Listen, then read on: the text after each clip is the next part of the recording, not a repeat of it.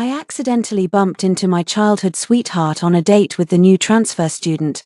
The girl asked him if he liked me. He zimming replied without a moment's hesitation, "No, I don't." I froze mid-bite of my chicken wrap. I thought I'd be heartbroken, but instead, I felt a wave of relief. I just kept on munching. No man can compare to a good burrito.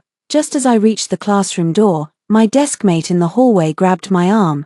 Sway, your Hezaheng came looking for you." He said not to wait for him to walk home together tonight. Their homeroom teacher asked him to show the new student, Zhuang Nanshi, around the school. Zhuang Nanshi is the new transfer student in class 1. She's got fair skin, striking looks, long legs, and from what I hear, her grades are pretty good too. She caused quite a stir as soon as she arrived at school this morning. He Jiming hadn't gone far. A girl not in school uniform walked beside him.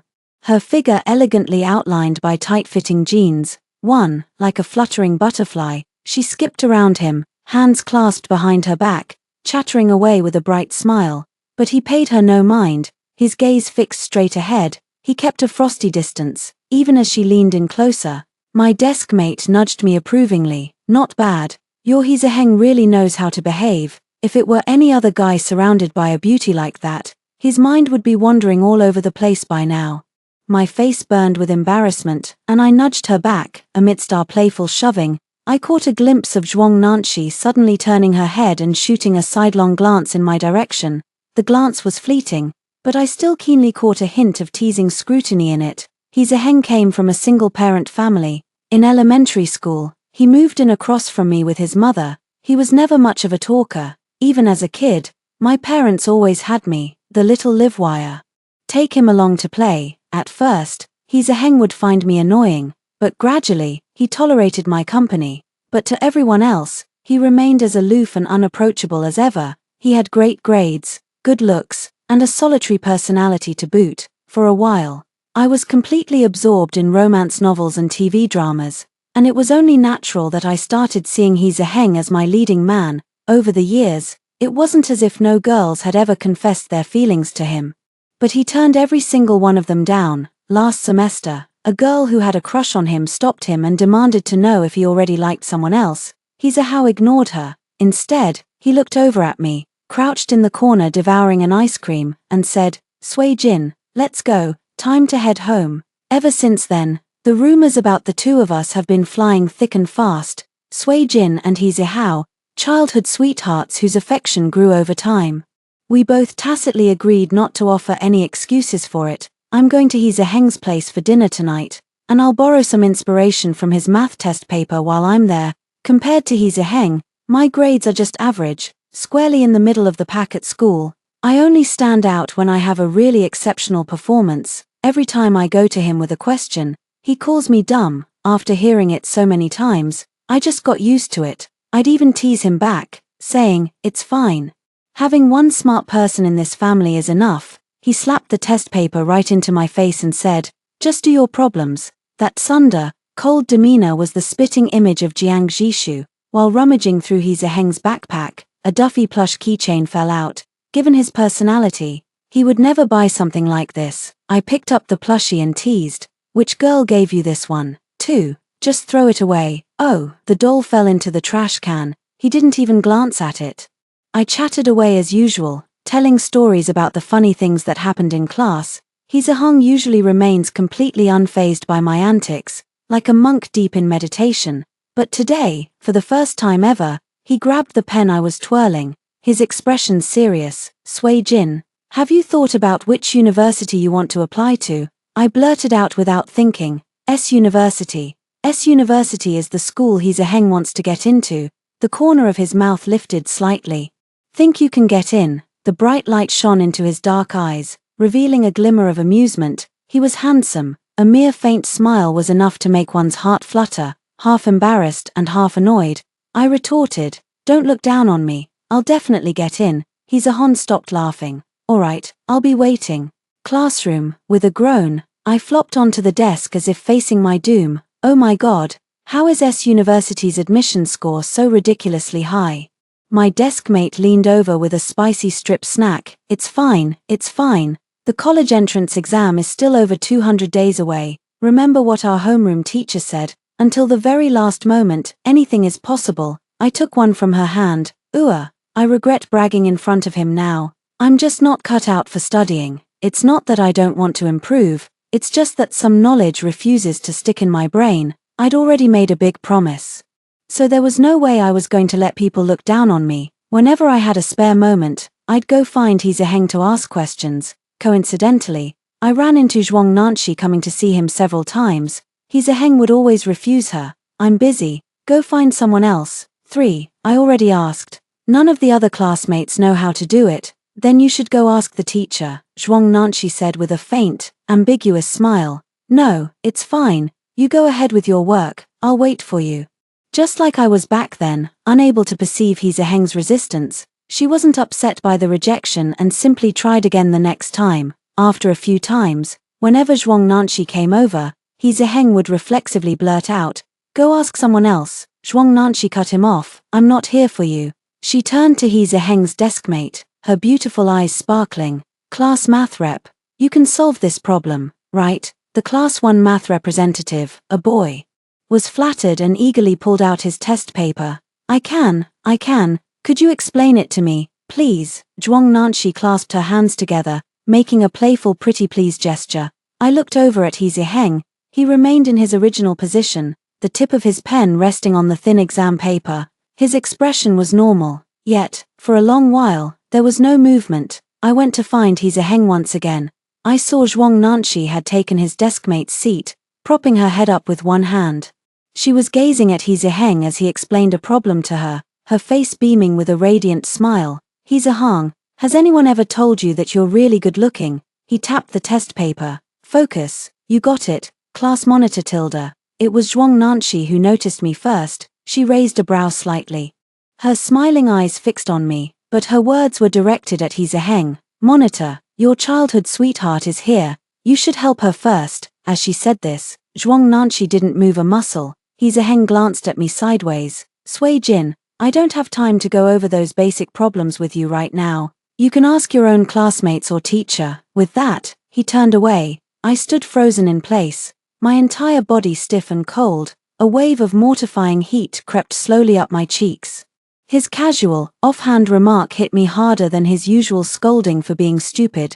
As if trying to salvage my dignity, I clutched my book of wrong answers and said hurriedly, well, you're busy, I'll come back when you're free. A faint, bell-like chuckle drifted from behind. For the next few days, Zhuang Nanshi could always be seen sitting beside He Ziheng. Sometimes, she was the one talking. He Ziheng looked at her, a gentle warmth softening his eyes. Zhuang Nanshi, you're quite clever. My hand, poised to knock on the windowsill, froze. A flood of memories rushed into my mind, all the times he had called me stupid, condescending, impatient. So, he was capable of giving a compliment after all. Someone remarked, oh, look, your childhood sweetheart is here again, as if fleeing from something.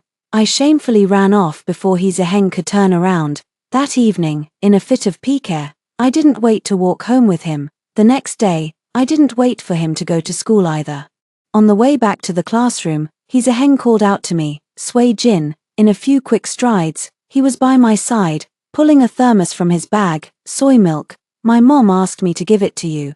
As if certain I would take it immediately, he let go the moment he handed it over. With a loud clatter, the cup hit the floor. I instinctively stepped back, a pang of panic shooting through me. He Ziheng froze, his brow slowly furrowing. What's your problem? He asked.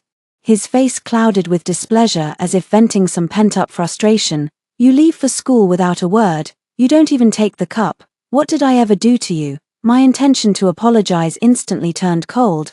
I admit there was a hint of spite in my tone as I stubbornly insisted, I don't want the soy milk. Not now, not ever again. He Ziheng let out a soft, almost mocking laugh. Fine, your words. For, He Ziheng and I fell into a cold war. I was always the one putting him on a pedestal.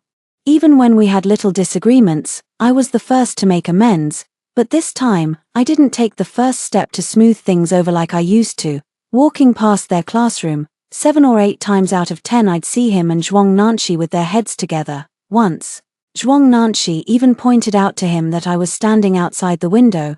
He Ziheng didn't even turn his head, just let out a faint, indifferent oh. Then, turning to her, he said. Your solution to this problem is still more elegant. Back in the classroom, I was huffing and puffing as I flipped through the exercise book. I looked at problem after problem, and couldn't solve any of them, which only made me more frustrated. My deskmate noticed and said, "Xiao Sui Sui, haven't you made up with your He Zheng yet?" I leaned on her shoulder and asked, "Xing, is Zhuang Nanchi's academic performance really good?" "I heard so, before transferring here. She was ranked in the top 10 at her previous school." Alright, he was just stating a fact when he praised her intelligence, but hearing it made me feel awful. A knot of frustration tightened in my chest, making it hard to breathe. My deskmate said, "So, when are you planning to make up with He Zheng?" "Lately, there's been gossip going around about him and Zhuang Nanchi. It's so detailed and convincing. I'm starting to believe it myself." I snapped, "We're not making up. Not now, not ever." "Yeah, right, like I'd believe you're going to make the first move this time." Xing wasn't wrong. After all, I've had feelings for him for years. Truth is, I was already planning to make the first move and give him an easy out on He Zheng's birthday. His birthday is on October 1st, just like every year. I had the birthday gift ready in advance. On the day of the school's National Day performance, my deskmate rushed into the classroom, out of breath. "Sui Sui.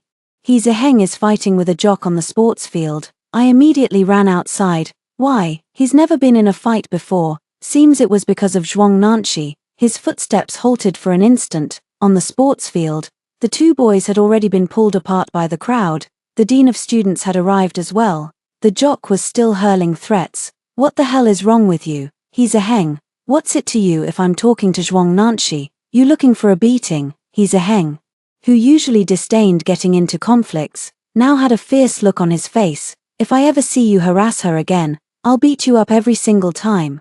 Come on." Then, He Zheng shook off his classmate's hand and charged forward. The head teacher bellowed, "Do you two think I'm dead, both of you? To my office, now." Finally, he pointed at Zhuang Nanchi standing nearby. "And you, Zhuang Nanchi, you come too." As soon as he finished speaking, He Zheng chimed in, "It's not her fault, director. I'll go. One more word and I'll call your parents." He Zheng lowered his gaze. Zhuang Nanchi murmured softly, "It's fine." As I was leaving, I couldn't help but call out, "He Zheng." Coincidentally, Zhuang Nanchi spoke at the same time. "He Zheng, is your hand okay?" He looked down at his hand and walked right past me, brushing against my shoulder. His tone was a gentleness I had never heard before. "It's fine. Don't worry." My heart skipped a beat. I couldn't wait to turn around. With a sharp eye, I caught Zhuang Nanchi subtly tugging at He Zheng's wrist in an unnoticed moment, then quickly pulling her hand back. He tilted his head to listen to her whisper. Sunlight streamed down, softening the boy's stern profile. It suddenly dawned on me that I seemed to no longer recognize He Zheng. The surrounding classmates were whispering, "I've never seen He Zheng get into a fight before. His moves were pretty cool." A man's fury for his beloved is the height of heroism, isn't it? To be honest, he and Zhuang Nanchi are a perfect match, both in looks and in grades. A low buzzing filled my ears. My heart felt gripped by an invisible hand. The surrounding sounds were like sharp swords, mercilessly piercing through the stubborn pride I had built up. Before the tears could fall, I frantically pushed my way out of the crowd. The empty lounge, I couldn't stop the tears, no matter how hard I tried. Before long, a few classmates began to trickle in. I frantically turned my back and fumbled with the props in front of me. Just as I was about to lose the battle against my sobs, a blue Doraemon headpiece descended from above and covered my head. Then came a young man's unfamiliar, clear voice, "Excuse me. Could you watch my headpiece for a moment?" I tried to keep the tears out of my voice. He called out again, twice, "Hello." I gave a quiet and said, "Sure." As I finished speaking, I couldn't hold back. A choked sob escaped my throat before I quickly clamped my mouth shut. He must not have noticed I was crying. With a cheerful lilt in his voice, he handed me a sealed cup of bubble tea. "Here, this is for you. A thank you gift," I murmured softly. "You really didn't have to." I stole a glance. It was a milk tea with ice cream, light on the ice and just a touch of sugar, perfectly suited to my taste. Sensing my hesitation, he said, "It's fine. You can have it. Our class bought them in bulk. I don't really like it, and it'd be a waste to just let it sit." Alright then. For a good while after that, I didn't hear another sound from the boy. I stole a glance upward. The mirror reflected a retreating figure with messy hair. 5. The guy was tall. Dressed in a blue Doraemon mascot costume, his round hands covering his backside. His gait was quick yet clumsy, a waddling little trot that was somehow hilarious. My deskmate called me right away. I quickly wiped my tears and went back. Before leaving, I handed the headpiece to a girl to look after and gave her that cup of bubble tea as well. I've been run off my feet today. The performances from every class were fantastic. I noticed one act with a Doraemon mascot costume. It was from class 9 of the science track, grade 12. I headed home after school in the afternoon. As soon as I reached the building entrance, I saw Hee Jae-heng waiting downstairs. A rare look of conflict crossed his face, as if he was holding something back. This was the first time he had reached out to me after we had a disagreement. I swallowed hard. What is it? Don't tell my mom about what happened today. He was referring to the time he got into a fight over Zhuang Nanshi. Aunt Lee had always been strict with him, both in his studies and in his daily life. My heart sank. My gaze fell along with it. A plush toy dangled precariously from the zipper of the black backpack. It was the Duffy bear that had been thrown away that day. Also, Hee Jae-heng said flatly, I'm meeting classmates at the library tomorrow, so I won't be home for my birthday. You can just give me the gift now. Her gaze lifted and settled on his face, which wore an expression of utter entitlement. I suddenly felt that tiny sliver of hope I'd held for him was utterly ridiculous. Sorry, I forgot to get you a birthday present this time. A flicker of surprise broke through the calm surface of Hee Jae-heng's eyes. He watched me in silence, as if trying to read something from my face. A long, silent standoff ensued. The sudden ring of a phone shattered the deadlock. Hee Jae-heng glanced at his phone, then turned to leave. Forget it. Then, I've seen his retreating figure countless times. This time, for the first time, I couldn't summon any sweetness. We have a 3-day break for this holiday. I went to bed late last night and woke up with a dull headache. As soon as I got back last night, I listed the headphones I'd planned to give Hee Jae-heng on Shenyu. I got lucky. A local buyer got in touch within minutes to arrange a meetup today, but my headache was just too severe. So I had to reschedule for the last day of the holiday. There's a piece of cake in the fridge, chocolate flavor. Mom walked by and said, Aheng brought that cake over this morning. It's his birthday today. I put the cake back. I hate chocolate. Mom was puzzled. But you ate the chocolate cake he sent over before. I don't like chocolate anymore. Alright then. We won't buy any more chocolate from now on. On the afternoon of the 3rd day, I arrived early at the agreed-upon KFC.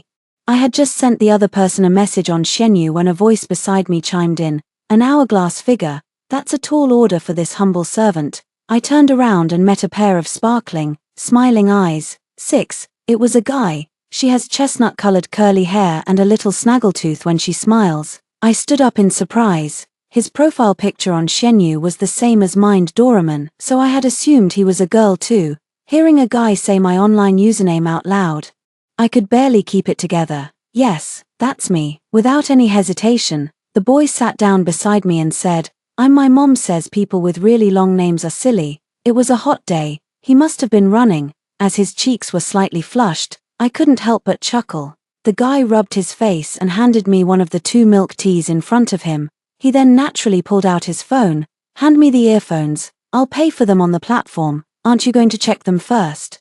I've got something to do soon, so I'll skip the inspection. He kept looking at his phone, as if he were very busy. I said, how about we add each other on WeChat? If you have any questions later, you can reach out to me. It's more convenient to connect that way. The guy fell silent for a couple of seconds. It only dawned on me afterwards that my suggestion might have been a bit forward. He quickly placed the QR code right in front of me. Sure, go ahead and scan me.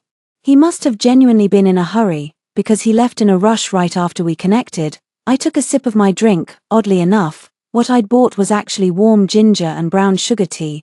I had plans to see a movie with Xingxing today. She happened to have her period, so I gave her the brown sugar water. Just as I was about to fall asleep at night, a WeChat message popped up.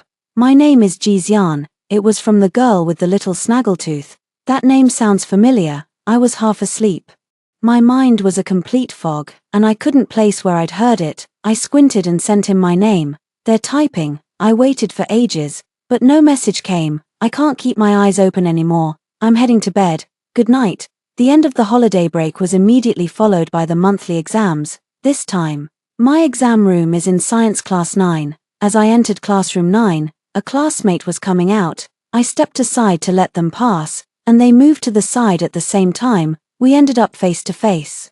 I was stunned. The other person's face lit up with surprise. It's you, Jixian. It suddenly dawned on me. No wonder he looked so familiar. The name Jixian was a regular feature at the top of the honor roll. My class, class 3, and class 9 share the same math teacher. He often mentions Jixian, praising him for his quick thinking. What a coincidence. We're actually alumni. He smiled, revealing his little canine teeth. I didn't expect such a coincidence either. I was about to say something else when a boy poked his head back through the doorway and urged, Jixian, what are you still doing here? Let's go. I'm here. The final exam was over. I was waiting outside class 9 for my deskmate, Zhao Xingxing. She had been taking her exam in class 10. Someone tapped my shoulder with a pencil case. I turned around and saw it was Jixian. A Doraemon charm hung from his pencil case, just like the one on mine. I smiled and shook my pencil case. What a coincidence. I have one too. The boy's face was bathed in the glow of the setting sun, and his eyes darted away inexplicably. I have something to give you. Wait here. With that, he turned and dashed, slipping back into the classroom. Moments later, Jixian emerged, holding a book. Glancing around cautiously, he lowered his voice. It's inside the book. 7. This overly cautious demeanor is somehow making me nervous. I looked down and idly flipped through the book, muttering to myself, what on earth? I froze. A familiar-looking card was tucked between the pages. It's the love letter I wrote for He Zheng, meant to be given to him along with the headphones. I snapped the book shut. My cheeks flushed hot. Not daring to look at Jixian, I grabbed Xingxing, who had just come out, and left. So embarrassing, so embarrassing. My love letter was actually seen by another guy. I was on pins and needles for the longest time. Jixian sent me a message. Remember to return the book. Grinning emoji. I think that look on his face was him laughing at me. I replied through gritted teeth. I've decided not to confess to him. Just pretend you never saw that letter. Then I sent a cat assassin meme. Jixian, spare me, your feline highness. My lips are sealed. I couldn't help but laugh at what he said. The feeling of shame eased up a little. I said, I'll give you the book after evening study hall. Jixian, sure Tilda. During the break after the first evening study session, Star and I were walking arm in arm back from the restroom when we literally bumped into Jixian, who had just stepped out of the classroom. Star's mouth was faster than her brain. Whoa, since when did we have a hottie in our class? Jixian replied with an easy, gracious smile. You flatter me. Then, his gaze shifted to me. I went in to get the book. Do you need that book for the next class? You must be in a real hurry to come get it yourself. Jixian was waiting outside the door. No, I'm here to drop something off for the math teacher. I just thought I'd see if you were around. What a coincidence. If you'd left just a bit earlier, we would have missed each other. I handed him the book. No, I'll wait. What was that? It's a bit noisy in the classroom. I didn't catch that. Jixian quickly flashed a smile. It's nothing. Class is about to start. I should get going. He dashed away and nearly collided with a classmate as he turned. He then lightly pressed the rolled-up book against his temple, hastily saying, sorry. I suddenly remembered the boy in the Doraemon mascot costume from the National Day performance. The more I looked, the more it seemed like him. In the end, I couldn't help but laugh out loud. I have to say, Jixian and I really do have a strange sort of fate. My gaze unexpectedly met He Zheng's, who was standing at the door of class 1. I immediately wiped the smile off my face, turned around, and went back into the classroom. The monthly exam results came out really quickly. Zhuang Nanshi from class 1 is a total academic weapon. She got 4th in her class and ranked in the top 50 for the whole grade. Hey, is He Zheng from their class the top scorer in the grade again this time? No. He Zheng came in 3rd in the grade this time. So who's number 1? Jixian from class 9. Oh, that guy's a real beast too. I slumped over my math test, which had barely scraped a passing grade, feeling utterly despondent. Outside the window, Zhuang Nanshi and a few other girls from class 1 walked by, laughing. I hurriedly turned my face away. A wave of inexplicable shame washed over me. Xingxing let out a surprised sound. Sway. Isn't that thermos in Zhuang Nanshi's hand the same one He Zheng used to bring you soy milk in? Why is she drinking from it? I don't know. Did he Zheng give it to her? Is he really that cheap, that he couldn't even give her a new one? I didn't say anything, she said with a tone of exasperated disappointment. And Zhuang Nanshi is just as bad, parading around our classroom door every day clutching that shabby thermos like she's never seen anything better. I can't even with her. I quickly covered her mouth. Watch your words. The last person who treated that thermos like a treasure was your dear Sui Sui. It didn't need to be said out loud. Everyone could see that my relationship with He Zheng wasn't what it used to be. He and Zhuang Nanshi were now the golden couple everyone joked about. My math score wasn't great this time, so my math teacher asked me to see him during the long break. Oh, Xiao Suijin, you always gave me the cold shoulder in class. And now look, your score is giving you the cold shoulder instead. The math teacher was a little old man, over 50, holding my test paper and clicking his tongue in dismay. I saw your scores in other subjects. Your homeroom teacher said you did okay in the other sciences, especially chemistry, almost a perfect score. So, what's the deal? Do you have some kind of personal vendetta against math? I made a pained face. Teacher.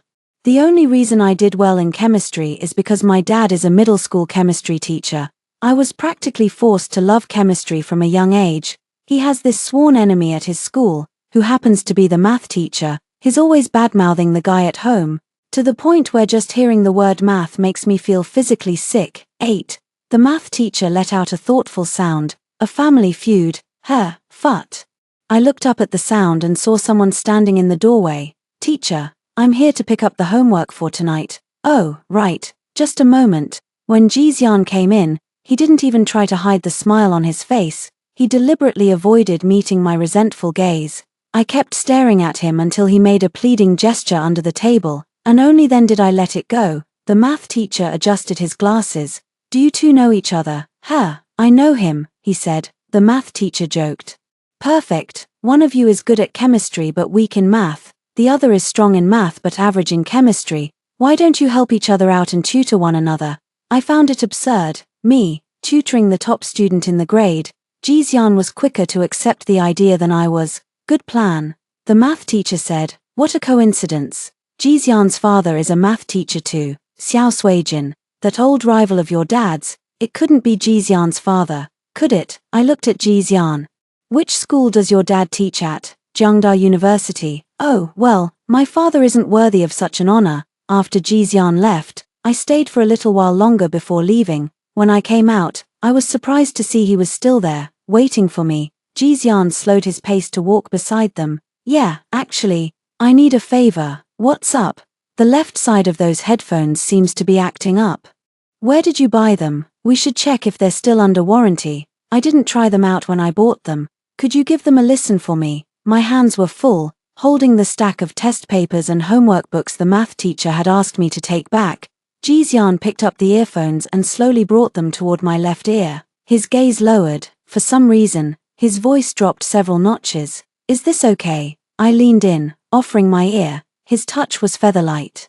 The warm pad of his finger brushing my earlobe for just an instant. Jixian put on a song. The moment the melody began, I couldn't help but look up at him. A sudden gust of wind swept through, tousling the boy's hair and brushing against my sun-warmed cheek. The faint, fresh scent of gardenia flowers lingered in the air. My eyes crinkled into a smile. That sounds lovely. Only then did he reluctantly look up from his phone screen. Yeah, I really like this song. I love summer echoes too. What a coincidence. He stood with his back to the sun, making it hard to see the expression on his face. I tilted my head, and Jixian helped me take off the earphones. The sound quality is a bit crackly. My phone's dead, so I'll contact the seller tonight when I get back. I just bought these headphones recently, so they're still under warranty. Just as he finished speaking, he saw He Zheng approaching. Jixian said, I appreciate your help. Don't mention it. It's the least I can do. I only bought these headphones because He Zheng mentioned them in passing once. I don't really pay attention to this stuff or know much about it. He liked them, so I saved up and got them. When I finally listed them at a discount on Shenyu, it still stung a little. Luckily, Jixian didn't haggle at all and bought them straight away. As I passed by He Zheng, he suddenly called out to me, Suijin, didn't you see the message I sent you? He had such a condescending tone. I pretended not to hear and kept walking. Jixian is quite an interesting guy. He pointed at the distant sky and said, "See that cloud? Doesn't it look like a dog? Now that you mention it, it really does look alike." We shared a knowing, inexplicable smile. Before our smiles had even faded, He Ziheng turned and stepped in front of us, blocking our path. This time, he got straight to the point. "My mom wants you to come over tonight. She made you a late-night snack." I didn't plan to drag this out with him any further. On the way back, I was really afraid Ji Xian would ask something. Since he knew I used to have feelings for He Ziheng, it wasn't until I reached the turn on the third floor that I heard the person behind me speak up. "Suijin, goodbye." The boy's smile was pure and bright. Without waiting for my reply, he gave a wave and jogged off towards the classroom. I didn't go to the He family's place in the evening.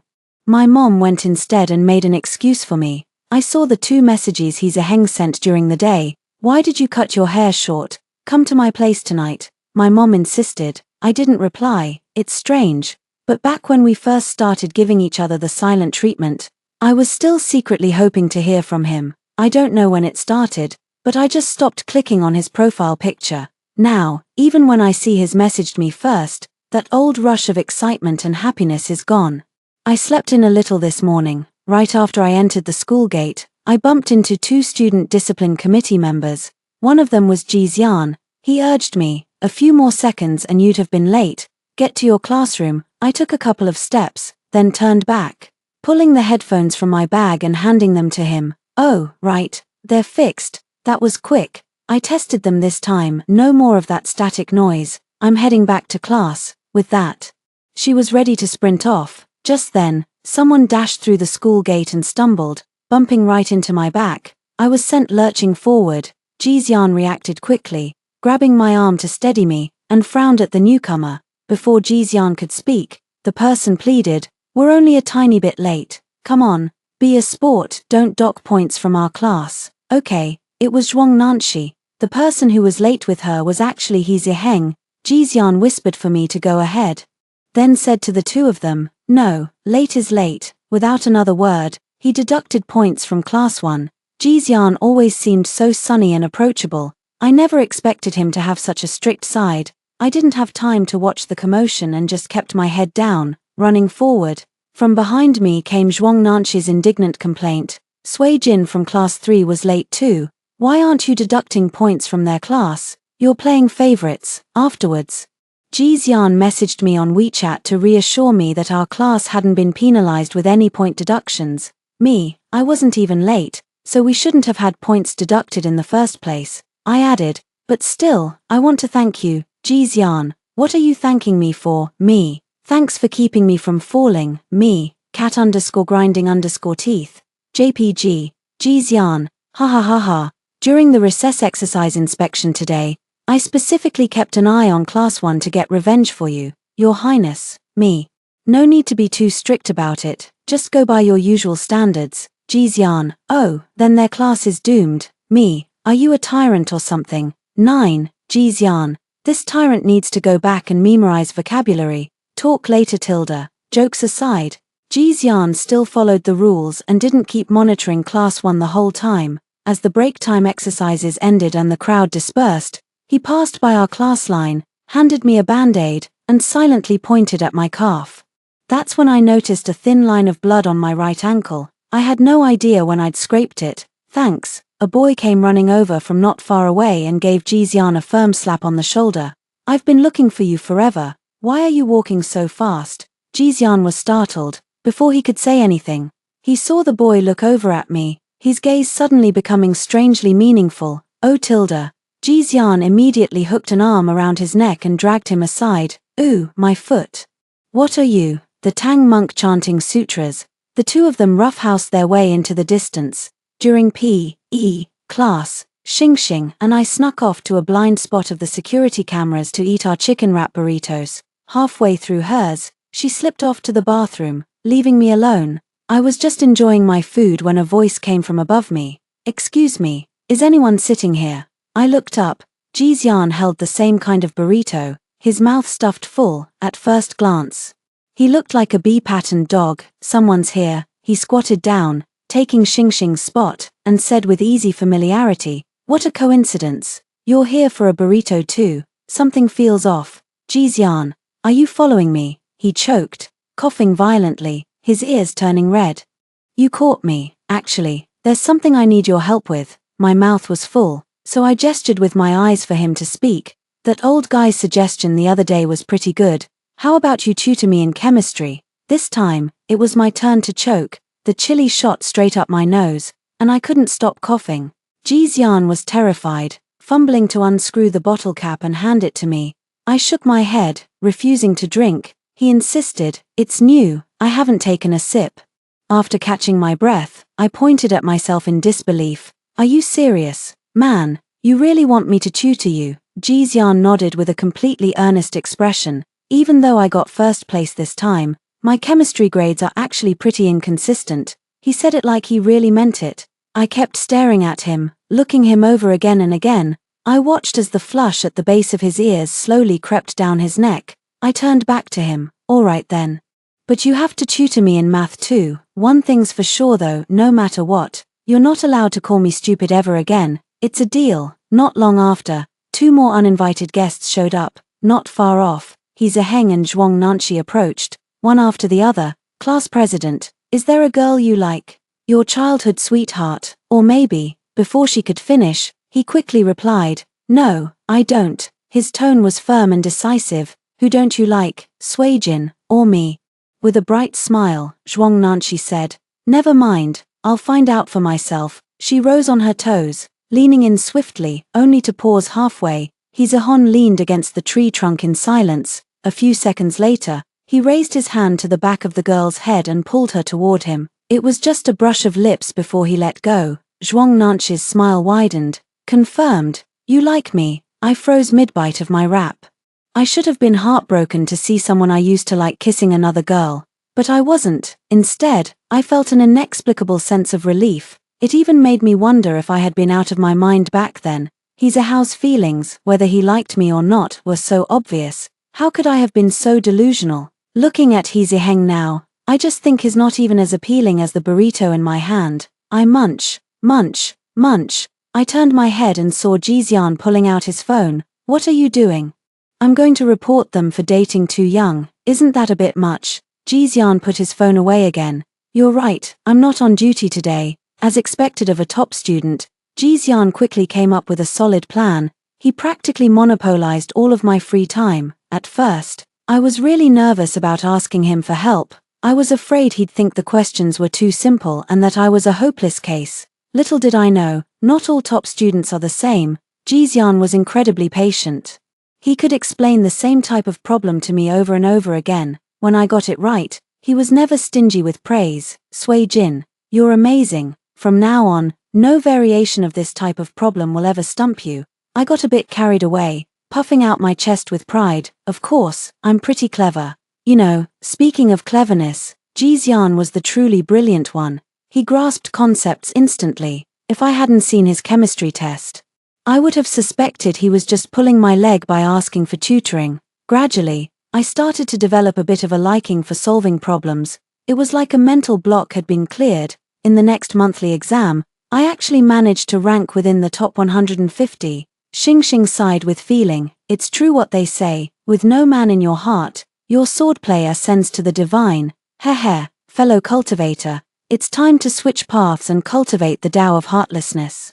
Xingxing stammered a bit. Sui, be honest with me, do you really not like He Ziheng anymore? Lately, the nature of the relationship between He Ziheng and Zhuang Nanqi has been plain for all to see. I replied to her, I really don't like him anymore. That's great. Because of you.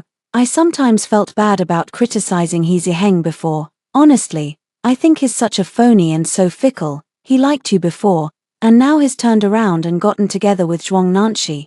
In other people's eyes, was the way he acted back then because he liked me. Whatever, it doesn't matter anymore. I chimed in. Exactly. And worst of all, he's bad luck for me. This time, He Ziheng's ranking fell out of the top 5 in his grade, but he still made the top 10. The next day, I ran into Auntie Lee, and she asked me why I hadn't been going to see He Ziheng lately. My mom answered for me. They're not kids anymore, a young lady and a young man. They probably know it's best to keep a bit of distance, Auntie Lee said. Oh, come on, in my eyes, Sui is still just a kid. She changed the subject. her tone casual. Sway, has Eheng made any new friends lately? I knew it was definitely because he ranked 7th in the whole school this time. Auntie Lee must have picked up on something. Hong had never fallen out of the top 3 before. I didn't want to say too much, so I played dumb. I'm not sure, these days.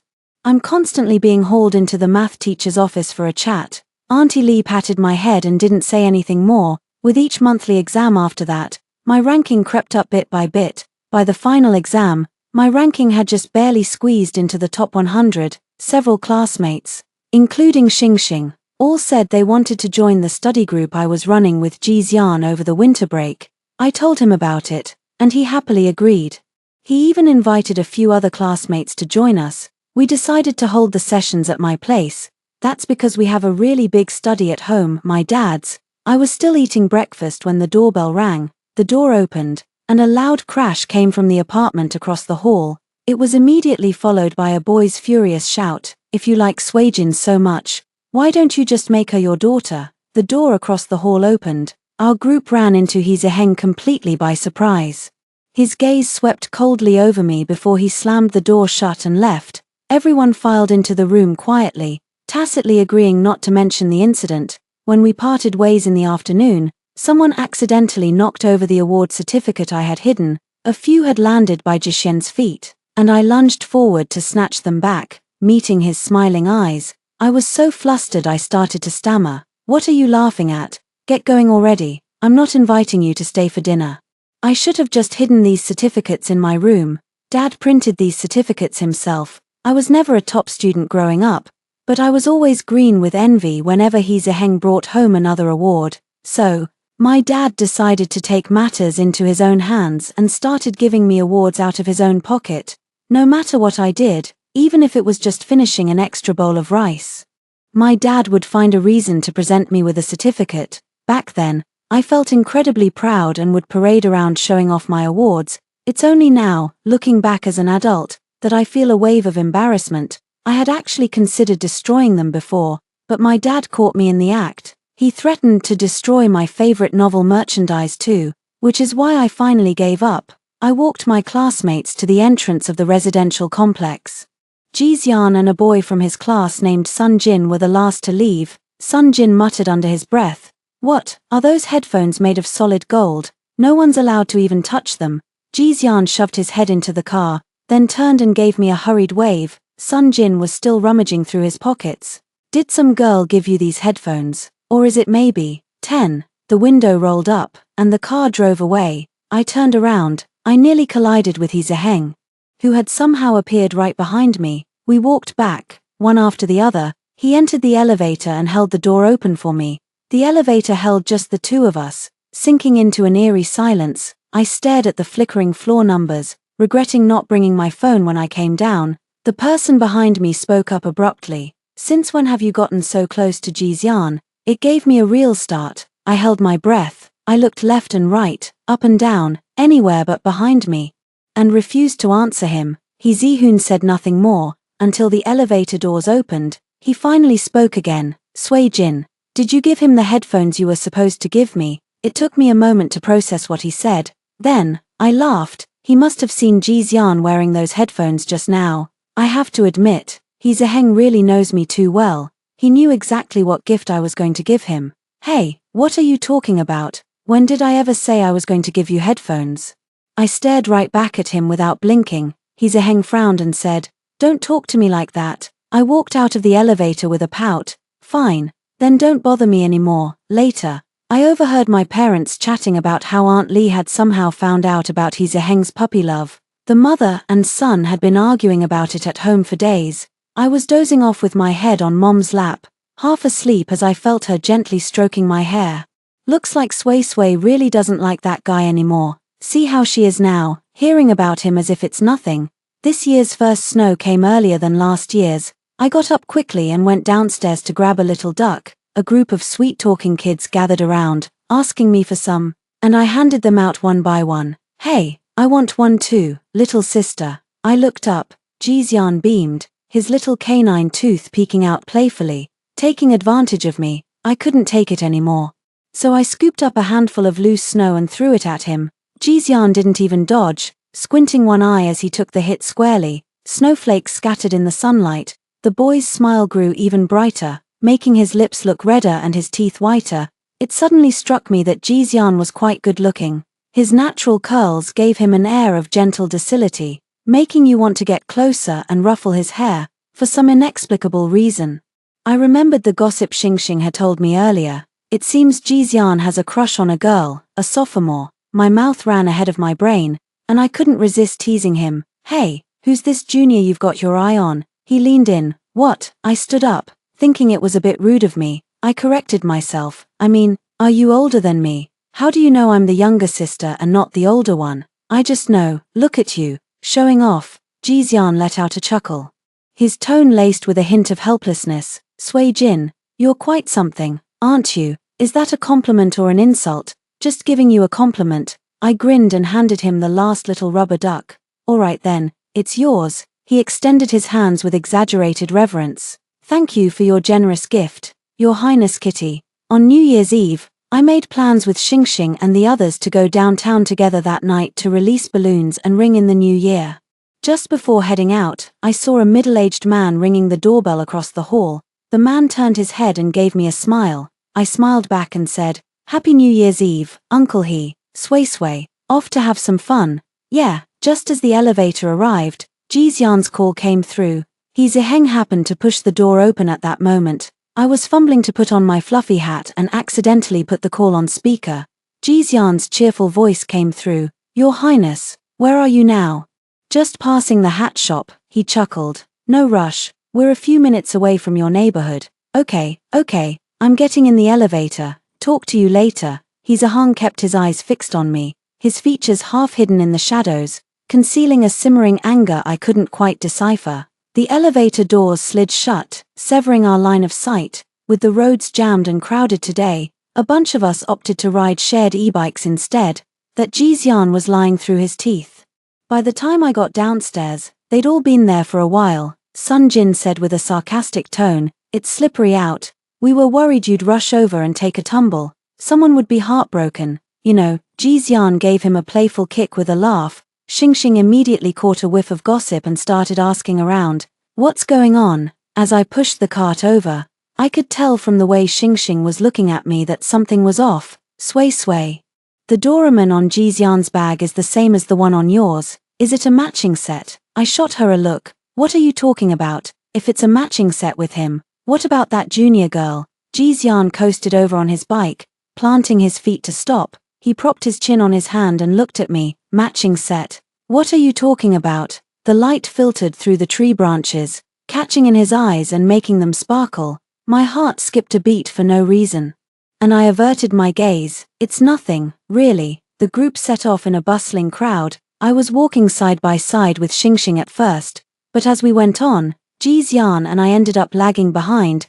The city center was absolutely packed. I was holding a balloon in one hand and holding Xingxing's hand in the other. We got separated in the crowd halfway through. When I looked back, the only person I knew behind me was Jixian. After coming to a stop, a countdown began on the large screen not far away. The crowd joined in, shouting in unison, 3, 2, a pair of hands gently covered my ears. I looked up to see Jixian smiling at me, the neon lights dancing across his face. Just in time, the countdown began. 1, Happy New Year. As his hand released its grip, a kaleidoscope of balloons scattered and soared above the boy's head. His gaze was exceptionally tender. Eager wishes rose and fell in a lively, overlapping chorus. His lips parted, forming a silent message. Sui Jin, Happy New Year. Bang, a balloon popped somewhere. I flinched and looked away, letting go of the balloon I'd forgotten to release. I made a wish out loud. Next year, I will definitely make it into the top 50 of my grade. I faintly heard Xingxing shouting not far away. Zhao Xingxing is definitely going to get into her dream university. Sui Jin and Zhao Xingxing, we're going to be best friends forever. 11. Alright then. Hey, good turtle. Are you going to treat your little Xingxing to bubble tea tomorrow? Amidst the clamor, my gaze found Jixian once more. Our heated gazes met, catching us both off guard. Jixian, Happy New Year. Wishing you joy every day, and may all your wishes come true. Somehow, I think I'm starting to feel envious of that junior girl. I didn't see it until I got back. Heng had recalled a message. The next day, I heard from my parents that Heng's father was planning to remarry. That night, he sat on the stairwell for a long time before finally going home. It felt like battling through a tough challenge, but I actually ranked 67th in my grade on the new semester's entrance exam. My homeroom teacher singled me out for special praise. My math teacher also praised me effusively, but then added, "Don't get too cocky though, keep pushing and try to break into the top 50. I was so happy I spent the whole day humming "Don't Be So Proud." Xing teased me, "Top of the class and top of the romance game, I'm so jealous." Turtle me, "Talking in your sleep again. What feelings are you even talking about?" Jixian, she whispered, glancing around furtively, "Doesn't he like you?"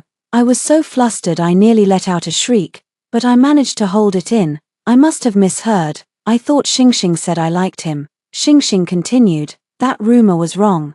Sun Jin told me the other day that the person Jixian actually likes is you." Jixian likes me. In that instant, it felt as if all sound had been sucked from the world. My hand trembled as I held the pen. Does he like me? A massive wave of shock hit me, leaving me utterly dazed. A jumble of emotions, joy, disbelief, confusion, and nervousness all swirled together. After mulling it over for 2 class periods, I pieced it all together and had a sudden moment of clarity. It seemed like everything finally made sense. When Jixian came to find me, Xing asked, "If he confesses to you, are you going to turn him down?" "He won't confess right now." "And then what?" "We'll cross that bridge when we come to it. Right now, I'm aiming for the top 50. Xing leaned in, looking me up and down, and whispered with certainty, "Oh Tilda, you like him too." My face grew warm, and I didn't deny it. She gritted her teeth and said, "That kid's got all the luck. His secret crush actually came true." I can't even remember the last time I spoke to Heng. I was a little surprised to see him waiting for me at the classroom door, holding something. "I rang your doorbell this morning, but no one answered, so I brought it for you. The cookies are from my mom. She made them last night and told me to give them to you." Besides the cookies, there were also wedding candies in the bag. I took it. "Thanks, but you could have just left it at my door. Or dropped it off in the evening." He didn't acknowledge that and changed the subject. "Congratulations, you did really well on this exam." "Thank you." We were like 2 strangers, exchanging polite formalities. There was nothing left to say but these empty pleasantries. Just as I was about to leave, I heard him speak again, his voice low and tinged with urgency. "Sui Jin, can't we go back to being friends like before?" I turned to look at him, my gaze steady and resolute. "No." His gaze fell. "Even though our families live closest, I haven't seen him in ages," and his face didn't quite match my memory of him. Zihun might have changed his hairstyle, or perhaps he'd lost some weight. Zhuang Nanshi and a few other girls turned the corner, laughing, but her expression darkened. I took a step back and kindly reminded him, "Your girlfriend is upset. You should explain it to her yourself. Don't drag me into the crossfire." Hon fell silent for a moment. "Actually, you're not stupid."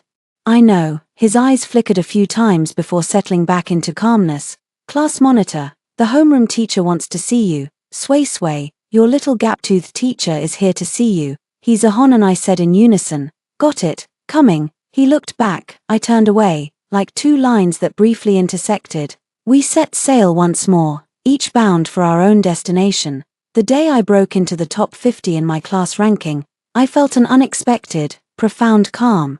As if I had always known this day would come. After clearing that major hurdle, the sky seemed a deeper blue, the lake a clearer green, and everything in the world felt wonderful. I fell in love with that feeling. But in the exams that followed, my ranking hovered around 50th place. I was so stressed I broke out on my forehead. The teachers took turns talking to us, trying to calm us down. Finally, during one practice exam, I made it into the top 20 of my grade. Everything suddenly became clear. On the way to the homeroom teacher's office, my steps were so light I could almost float. Before I even entered, I could hear voices inside. "Zhuang Nanshi, what's going on with your recent performance? Especially this time, you've dropped to 112th place. Is something going on at home? Is the pressure too much? And you, Heng, you're doing a bit better. At least you're still in the top 10 of the grade. There are some things I don't want to spell out. But with the college entrance exam right around the corner, I hope you both understand what's most important right now." I knocked on the door, The homeroom teacher of class 1 stopped talking and waved for the two of them to leave. The reason my homeroom teacher called me in was to go over my scores and ranking from this exam. She praised me for keeping a level head, told me to keep it up, and said I'd probably make the top 15 next time. If this had happened before, I would have definitely doubted and put myself down. But things are different now, I replied loudly. All right then, I'll take your kind words as a blessing and aim for a 15 next time. The head teacher was amused. After the homeroom teacher of class 1 left, she asked me in a low voice, Sui Jin, you're not dating anyone, are you? I was on high alert, shaking my head like a rattledrum. I'm just asking, I don't mean to stop you. I just kept shaking my head frantically. It's true I wasn't in a puppy-love relationship, but I felt inexplicably guilty anyway. On my way home from school in the evening, I unexpectedly ran into Zhuang Nanshi at the entrance to our neighborhood. She was on the phone with someone, talking animatedly and gesturing angrily. I quietly slipped away, but then I heard her call out loudly to me, Sui Jin, Zhuang Nanshi is truly beautiful. Even when she's angry like this, her beauty is vibrant and full of life. It's just that her words weren't so beautiful. She threw a Doraemon keychain plushie at me. 12, what's your problem? Giving a couple's keychain to someone else's boyfriend. Seriously, sis, who did I give it to? He's a how's voice came through the phone. I told you I bought it myself. What are you making a fuss about now? Zhuang Nanshi immediately turned her accusation toward him. Then what's the meaning of buying the same charm as hers? You come out and explain this to me right now. It's too late, my mom's home, and I've said everything I need to say. He's a how, are you even a man? I'd had enough. I picked up the pendant and flung it back at Zhuang Nanshi. She immediately snapped. Are you out of your mind? You're the one who's crazy. You're both crazy. Just focus on your own relationship and stop acting like you have a persecution complex, trying to force me into the role of the other woman. Let me make this crystal clear today. I have no interest in Hee Ze-heng now, and I never will. I won't even speak to him first from now on. You worry about yourself and keep your boyfriend in check. She took out her phone and deleted all of Hee Ze-heng's contact information right in front of her. I deleted it and turned to leave. I took a few steps. But my anger hadn't subsided. I turned back and threatened her viciously. But if you ever bother me with this kind of nonsense again, I'll add your boyfriend's number back. I'll even go to his house every day to eat his mom's cooking. And when you two get married, I'll be sitting at the head table. Zhuang Nanshi was momentarily speechless, her face flushing red with frustration. She could only blurt out, "You're insane." After going upstairs, I ran right into Hee Ze-heng coming down. He paused mid-step. I walked straight past him. To be honest, I can understand Zhuang Nanshi's feelings, but I don't accept them. When I was infatuated with Hee Ze-heng, I was always anxious and insecure, and he became the center of my world. After I distanced myself from him, I finally saw that the world was full of sunshine. During the days of the college entrance exams, the skies were perfectly clear. When the final exam was over, I instantly felt pounds lighter. Outside the exam hall, students were everywhere, shouting and laughing. My hazy yet bright high school life had come to an end. I filled out that exam paper completely, and I was very satisfied with it. Sui Jin, a boy's bright, excited shout came from above. I looked up and saw Ji Xian waving at me from around the corner of the upstairs hallway. Before I could respond, Sun Jin quietly jumped onto his back. The two of them went tumbling down the stairs, playfully wrestling. After coming downstairs, Ji Xian gave Sun Jin a playful jab in the arm, though no one quite caught what Sun Jin had said. Then, he walked out from under the setting sun. His smile lingered, revealing a pair of sharp, little canine teeth. The evening breeze lifted the boy's white shirt, a picture of youthful exuberance. Ji Xian walked up to me and tapped my forehead lightly with his pencil case. Sui Jin, the first summer of our adulthood has arrived. Would you like to go see the ocean with me? There were 5 of us on this graduation trip: Xingxing, Sun Jin, and Ji Xian's childhood friend from Jiangzhou, Shen Qiuze. It was my first time traveling far from home with classmates, and my parents were both worried and proud. When I was leaving, they fussed over me endlessly, practically wishing they could squeeze into my suitcase themselves. City S is a coastal city, both muggy and scorching hot. Xingxing told me that Hee Ze-heng and Zhuang Nanshi seem to have broken up. Xingxing, what a shame.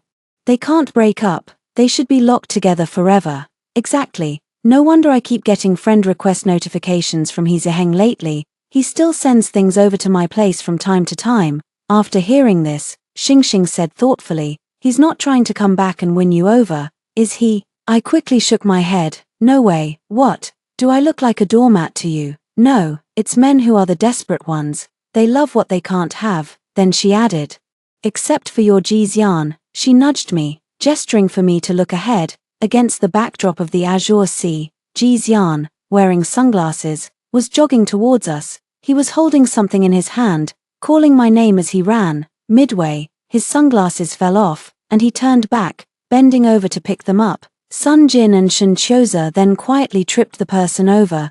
Xingxing and I couldn't help but burst out laughing. That evening, a few of us gathered around the bonfire at the seaside restaurant. It was my first time trying a cocktail, and it felt wonderfully novel. We were talking about the universities we had applied to.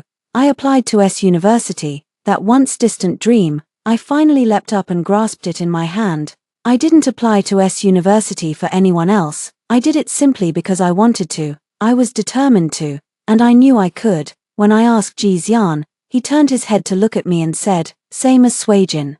The others started making teasing noises. Only when we were alone did Jixian tell me, "Actually, me applying to S University has nothing to do with you."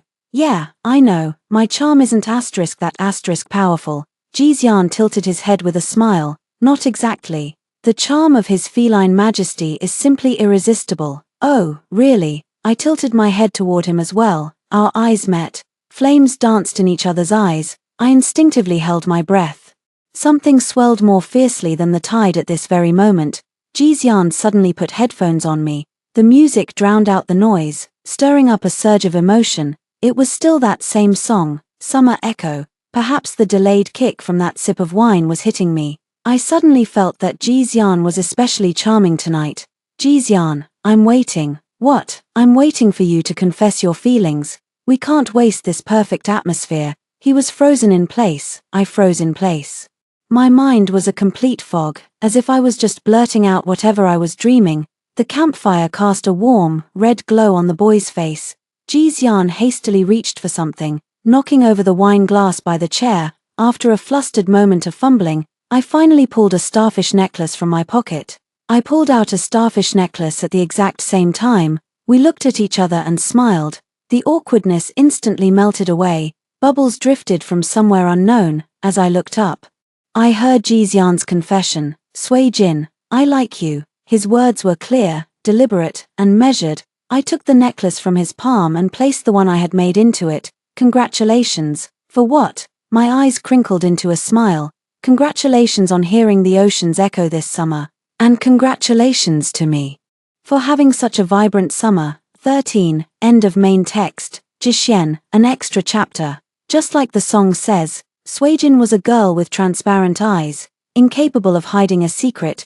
Jixian had originally planned to confess his feelings during this trip to the seaside, but things didn't go as planned. Meeting her bright, clear gaze, he was willing to throw the plan out the window. To say those words, "I like you," which had been buried in his heart for so long, ahead of schedule, simple, yet profoundly meaningful. To say he wasn't nervous would be a lie. The corners of his upturned mouth were nearly stiff.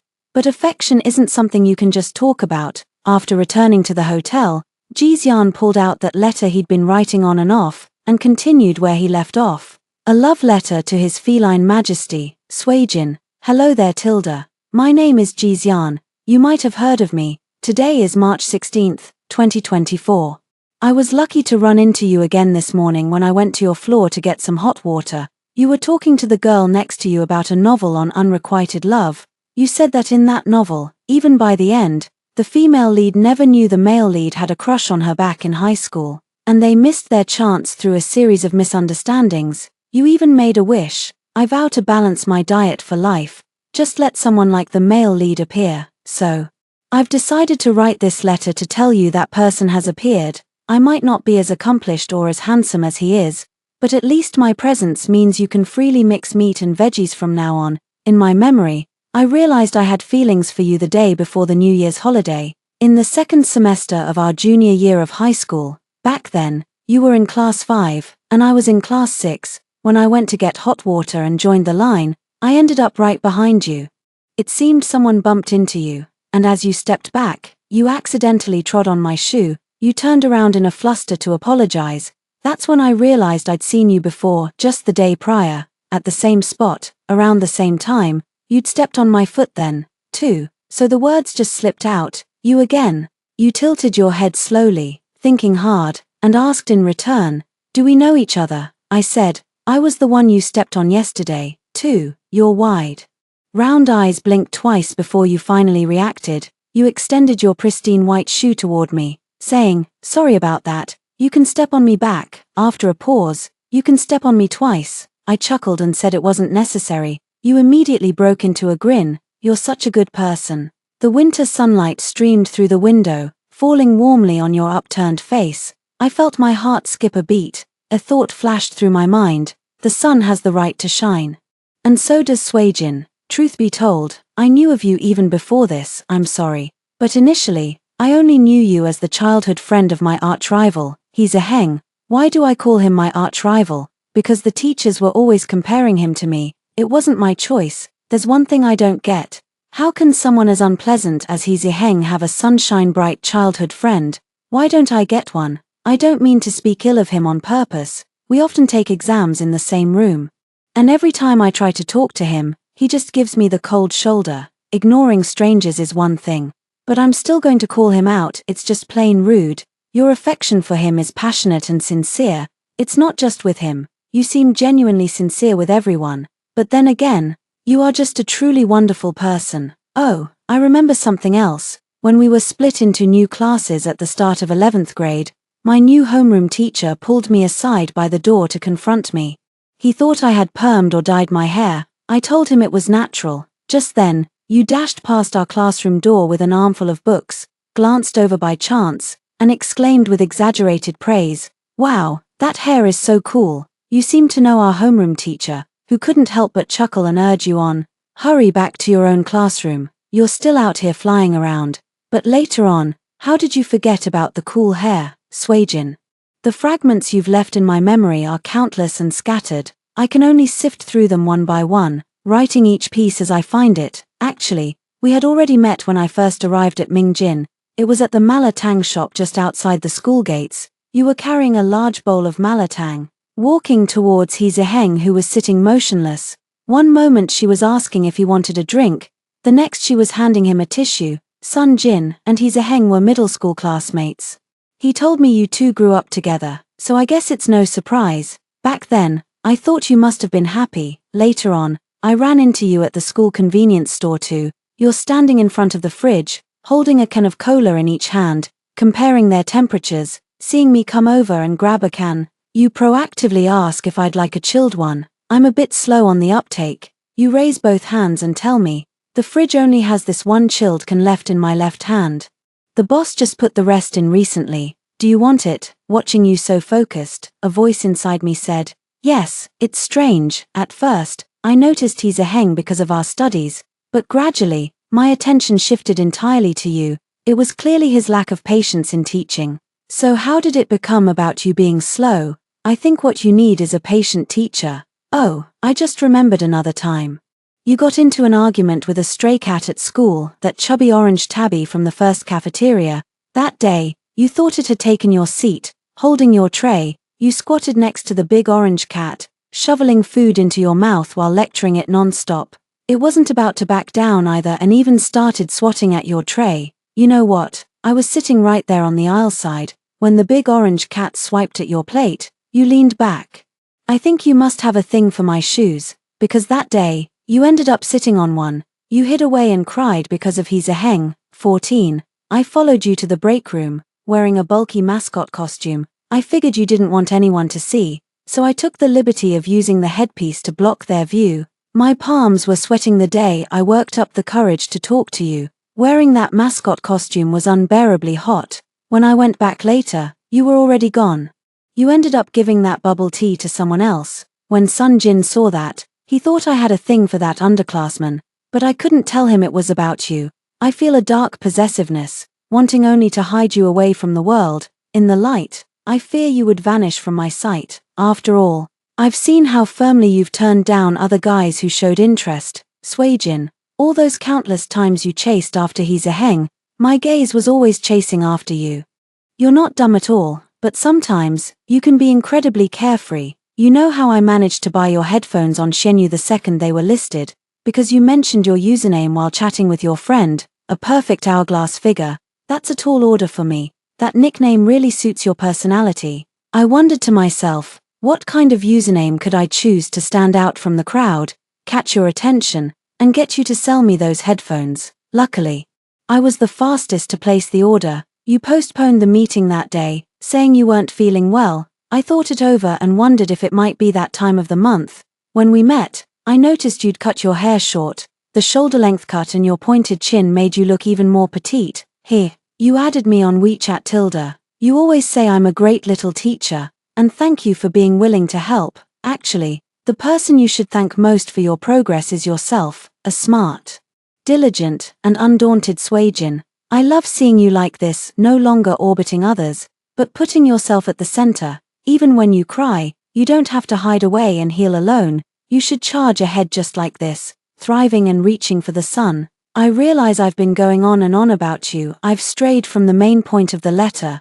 Please forgive me, Your Feline Majesty. I've never written a love letter before, nor have I ever written to anyone.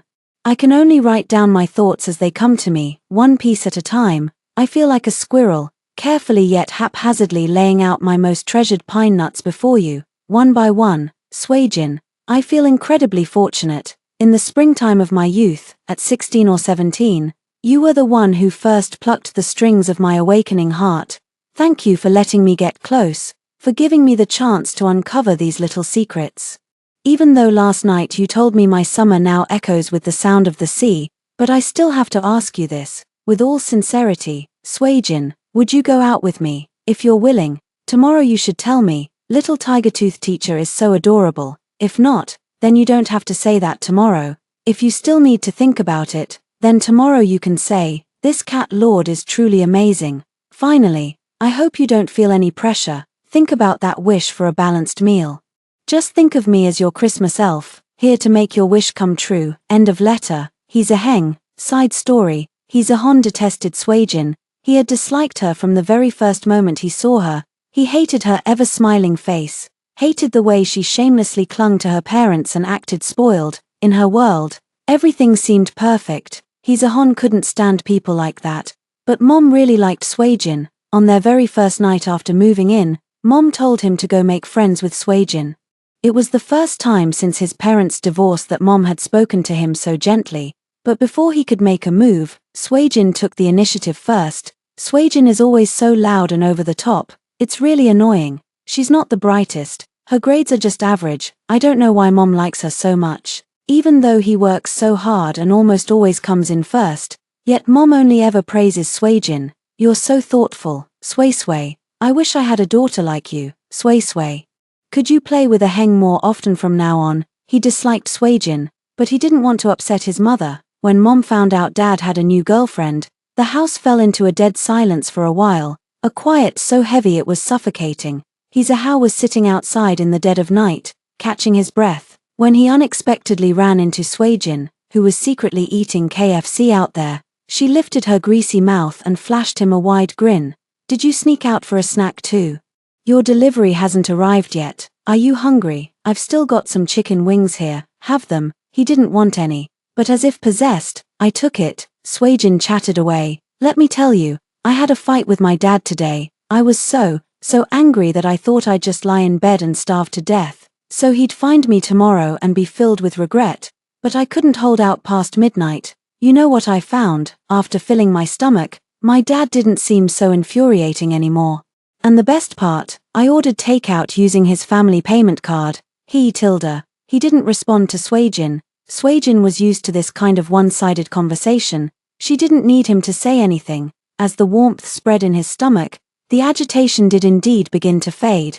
Everyone seemed determined to pair him up with Swayjin, and He's a Heng had long since given up trying to argue. But just as his mother was telling him to look after Swayjin more, to help improve her grades so they could aim for the same university or city, a sudden thought occurred to him. If only Swayjin would just keep her distance. So he found himself an accomplice, Zhuang Nanshi, the pretty and academically gifted transfer student. Zhuang Nanshi is clearly interested in him, and she makes no secret of it, not like Suijin, who hides her feelings, afraid he'll notice yet also afraid he won't. You could say she's a bit clueless. Sometimes he'd casually mention an interest. And before long, that very thing would appear right in front of him. Suijin absolutely adores Doraemon, and she's more than happy to be someone else's Doraemon too, but he didn't like that at all. Every time he was with her, he couldn't shake the feeling that Suijin was like a surveillance camera his mom had installed, there to monitor and control his every word and action. So he decided to make the surveillance system malfunction on its own. Just as he thought, she was angry. He Ziheng found her angry expression rather amusing, so even Suijin, who always went along with him, had a defiant side. He knew she couldn't keep up the act any longer, so, seizing the opportunity to back down gracefully, he simply ignored her. He successfully got closer to Zhuang Nanshi. Zhuang Nanshi was indeed prettier than Suijin, a more striking, obvious kind of beauty, and she was also sharper. With her, he didn't have to worry about her secretly mocking him because of his family background. Yes. Every time he was with Suijin, every time he went to her house for a meal and saw her loving parents, he always felt they were mocking him. On the day he kissed Zhuang Nanshi, he Ziheng knew Suijin was crouching there, and Zhuang Nanshi was fully aware of it too. She had deliberately chosen that spot, just to spite Suijin. But strangely, Suijin seemed different. This time, she didn't reach out to him for the longest time. Fine, if she's not going to, then she's not going to. She gave her headphones to Jixian, that boy who was always smiling. Just the same, once, he overheard Jishen chatting with his friend on the basketball court. His friend asked him what his dream girl was like. 15. Sitting on the ground, Jishen thought for a moment and smiled before even speaking. She has big eyes that turn into bright crescent moons when she smiles. When she talks to you, she looks you right in the eye and gives thoughtful answers, never half-hearted. A splendid year, a friend teased. Jixian, you're describing someone with pinpoint accuracy, aren't you? Come clean, which celestial beauty is it? Jixian's gaze swept past him, seemingly casual. Since you called her a celestial beauty, she must retain an air of mystery. I'm not telling. He Ziheng felt an inexplicable certainty. It's Suijin. Jixian likes Suijin. She gave him her earphones. Has she fallen for someone else? He Ziheng was momentarily flustered. Even though Suijin had successfully distanced herself, He Ziheng felt inexplicably agitated. She had changed. She no longer orbited around him, had made more friends, and seemed to have become a lot sharper. Someone he wouldn't have given a second glance before. Now he found his eyes drifting toward her without thinking, from a distance.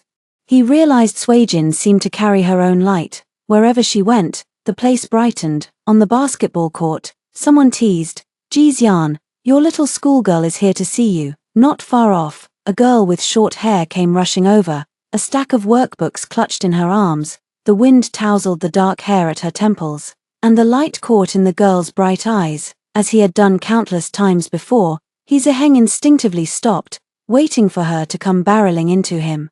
But Suijin walked right past him without a glance, laughing as she threw herself at the person behind him. Teach a little tiger tooth. Help, I can't figure out this problem again. He turned around. Jixian tossed the ball to his teammate. His hands were dirty, so he didn't take the notebook, telling her to have a seat first. I'm just going to wash my hands. I'll be right back. There's unopened bottled water over there if you're thirsty. Not a hint of impatience. The floor was slippery, and Jixian took a tumble while running, which made Suijin giggle. He Ziheng suddenly felt a pang of regret. Mom snooped through the phone and discovered Zhuang Nanshi's existence. They argued for days. Mom was incredulous. Sui Sui adores you. She comes from a good family, and we know her inside out.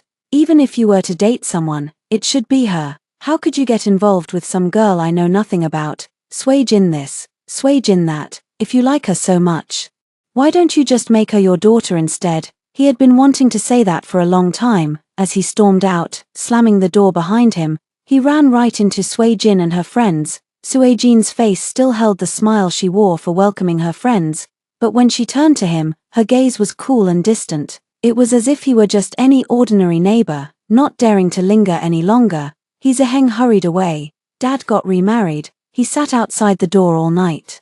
While his mother wept on the other side, instinctively, Hee Jae-heng glanced toward the door across from him. The girl who was always smiling never pushed the door open again. Bringing treats to cheer him up, on her social media feed, she posted a group photo. She went to the city center with her friends to release balloons. Ji Xian held a balloon in one hand and playfully made a peace sign above her head with the other. Suijin had truly given up on him. Hee Jae-heng quickly unsent that Happy New Year message. A wave of utter wretchedness washed over him, unstoppable and complete. He was filled with genuine, deep regret. His relationship with Zhuang Nanshi was rocky and fraught with difficulties. It seemed nothing was turning out as he had imagined. Zhuang Nanshi would always pick fights with Suijin over trivial matters and threaten to break up with him. Once, she even stopped Suijin at the entrance to their residential complex. Eventually, he grew weary and threw in the towel, saying, "Fine, let's break up then." Zhuang Nanshi was taken aback and refused to end things. On again, off again relationships always end for good. No matter how much he tried, Suijin's gaze would never return to him. She was getting better and better, and seemed to grow more beautiful too. When Hee Jae-heng learned from Suijin's parents that she got into S University, his heart sank. He bombarded her with messages, trying to get her to add him back on WeChat. S University was the promise they had made to each other back then, but she didn't agree. 16, on his mom's social media feed, he saw the travel photos Suijin had posted. By the sea at sunset, 5 boys splashed through the waves. In the center of the group photo, Suijin wore a white spaghetti-strap dress. Holding up the hem with both hands, her eyes crinkled into crescents with laughter as she leaned back, her shoulders steadied by Jixien standing behind her. Around both their necks hung matching starfish necklaces. She captioned the post, "May the echoes of the sea reach us all summer long." Suijin and Jixien are together now. Hee Jae-heng ran into the two of them at S University. They walked side by side with such caution, not even daring to hold hands, their sleeves just barely brushing against each other. It was as if they had endless things to say, trading words back and forth. Hee Jae-heng had no intention of attending the university alumni gathering for fellow townsfolk, but in the end, he still showed his face. Suijin came, but Jixien did not. Her hair had grown a bit longer, styled in a bun, with her makeup on. Her eyes seemed to shine even brighter. A guy tried to ask for her number. Suijin shook her head with a smile. "Sorry, I'm seeing someone. Is it him?" The young man looked towards Hee Jae-heng. Suijin turned around, her gaze lingering on him for a moment before she looked away and said, "No, my partner couldn't make it tonight. He'll be here to pick me up later." As she walked past him, a strange sense of loss welled up in Hee Jae-heng's heart. He instinctively wanted to reach out and stop her. Suijin seemed to anticipate his move, fluttering like a butterfly that suddenly takes flight. "Ji Xian, you're finally here. I've been waiting for you for so long." She flew towards another young man. The end. Story 2. I'm the adopted daughter of the Martinez family. During the period when Justin was blind due to a car accident, I accidentally had a one-night stand with him. After giving birth to a child for him, under the arrangement of his family, I left the child to the Martinez family and went abroad. Justin became a single father without even knowing who the mother of his son was. 5 years later, I returned to the country and married him. Everyone said I was magnanimous, being willing to be a stepmother at such a young age. What others didn't know, and even Justin still doesn't know to this day, is that I'm the biological mother of his son, Calvin. Hello, everyone. Welcome to my channel. Subscribe us to read wonderful novels every day. Now the story begins. In the tea room of the legal department of Martinez Group at noon, I was standing aside making coffee. I heard several colleagues discussing some topics about their top-level boss. The young president of the Martinez Group, Mr. Martinez, has been wearing a wedding ring on his ring finger since 2 months ago.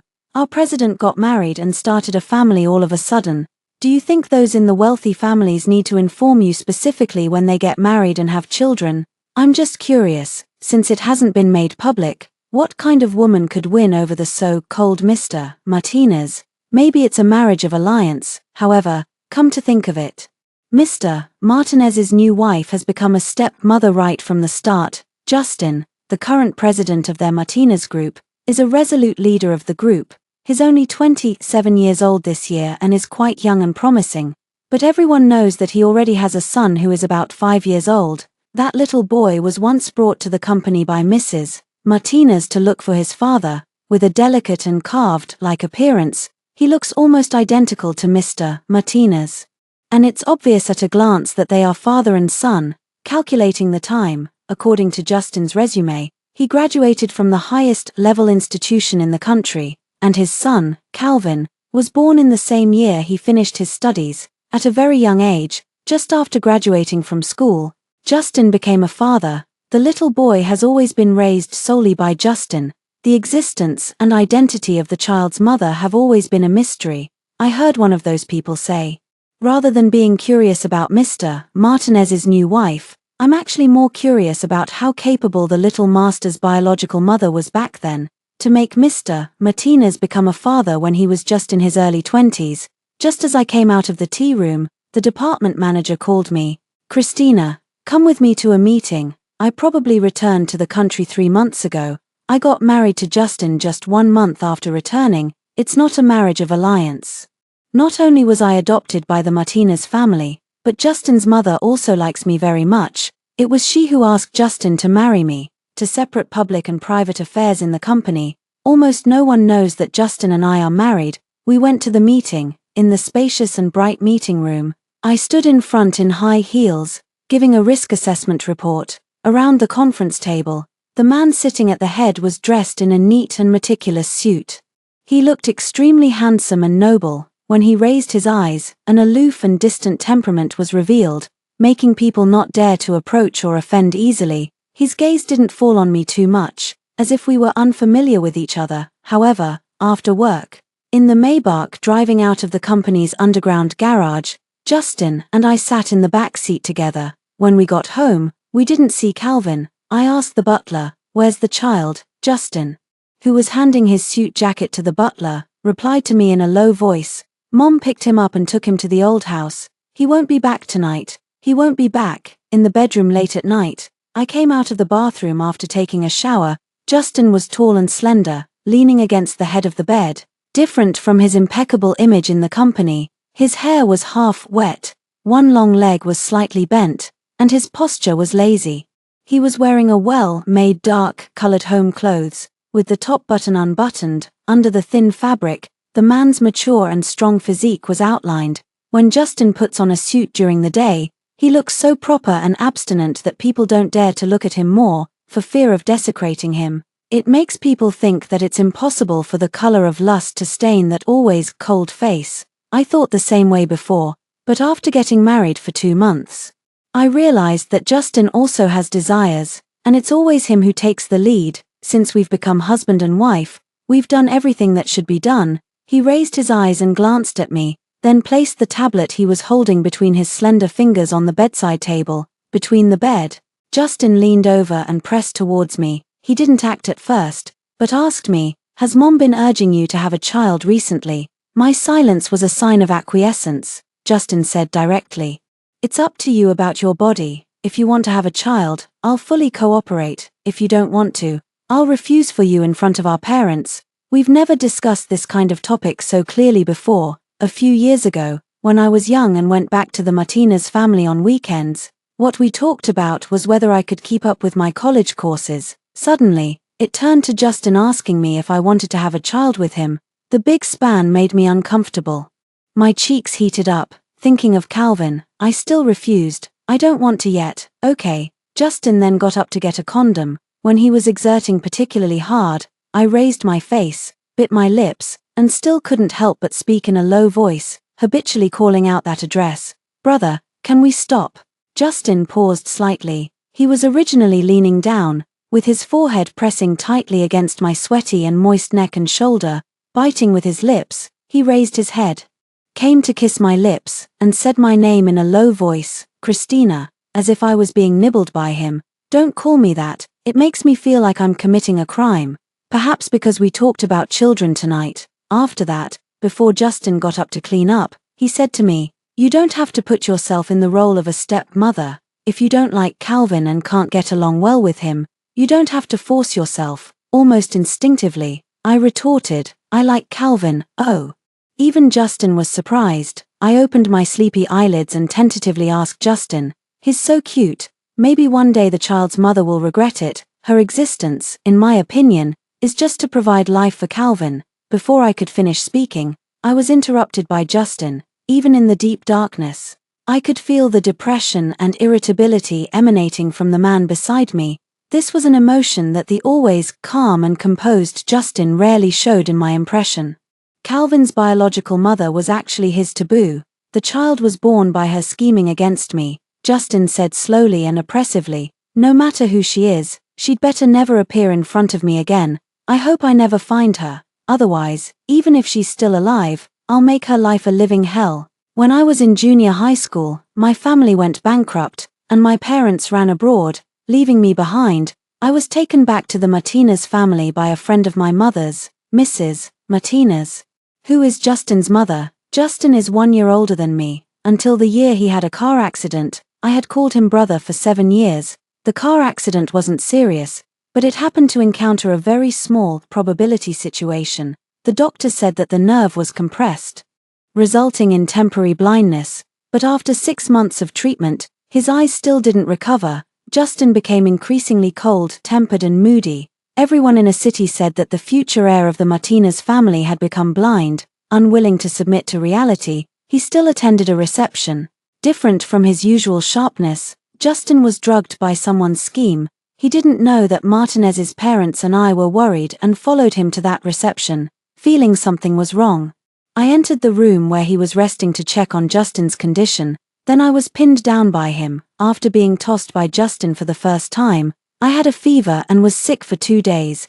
The emergency contraceptive pill I took was vomited out in a confused state. When I found out I was pregnant, the Martinez's parents who raised me almost knelt down to beg me. If Justin still couldn't recover, this child would become the future hope of the Martinez family. Mrs. Martinez asked Justin. Christina has a gentle temper and is good at taking care of people. How about having her accompany you in the future? Even though he couldn't see, Justin was still extremely handsome. During that period, his state was very poor, but he replied firmly, Mom, the original intention of our family adopting her was never to train her to be your obedient daughter-in-law. We adopted her as a daughter. I've watched Christina grow up. I don't have romantic feelings for her, at most. I regard her as a younger sister. That girl that night, Justin's expression became embarrassed. Is she still alive? Justin didn't know it was me that night. He only regarded me as his sister. And even Martinez's parents didn't dare to let him know that the person he considered as his sister was going to have a child for him. Later, during my pregnancy, I heard that a very young and outstanding female ophthalmologist had been carefully accompanying Justin for health treatment for nearly half a year. For the most complex and risky surgery, Justin was finally willing to entrust it to her. Fortunately, the result was satisfactory. Half a year after Justin regained his sight, I had already flown abroad to continue my studies. Later, even though the female doctor was young, she was a full 7 years older than Justin, who was only 22 years old at that time. Martinez's parents were not satisfied at all. They directly brought the half-year-old little Calvin to Justin. The father, after learning that Justin had a child, the female doctor soon got married to someone else. No wonder Justin hated the existence of the child's biological mother so much. This was directly ruining a relationship he had once had. As for why he was willing to marry me a few years later, I'm afraid it was still because Mrs.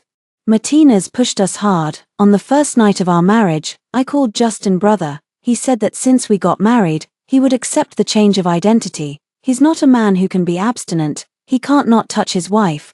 Calvin was sent back early in the morning. At the dining table, when I got close to him, the little boy interrupted me and asked, "Are you here to snatch my dad from me? I won't like you at all. Apologize." Justin stopped eating in a leisurely manner.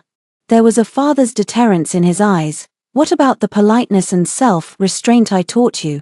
Calvin stubbornly remained silent, and Justin then asked the housekeeper to send him to school. I rushed outside and said to the housekeeper, "I'll send him." It was not until we reached the kindergarten gate that the little boy said to me, "If you think I'm disturbing you, Wei and her mother invited me to live in their house." I teased him, "Is Wei the girl you like?"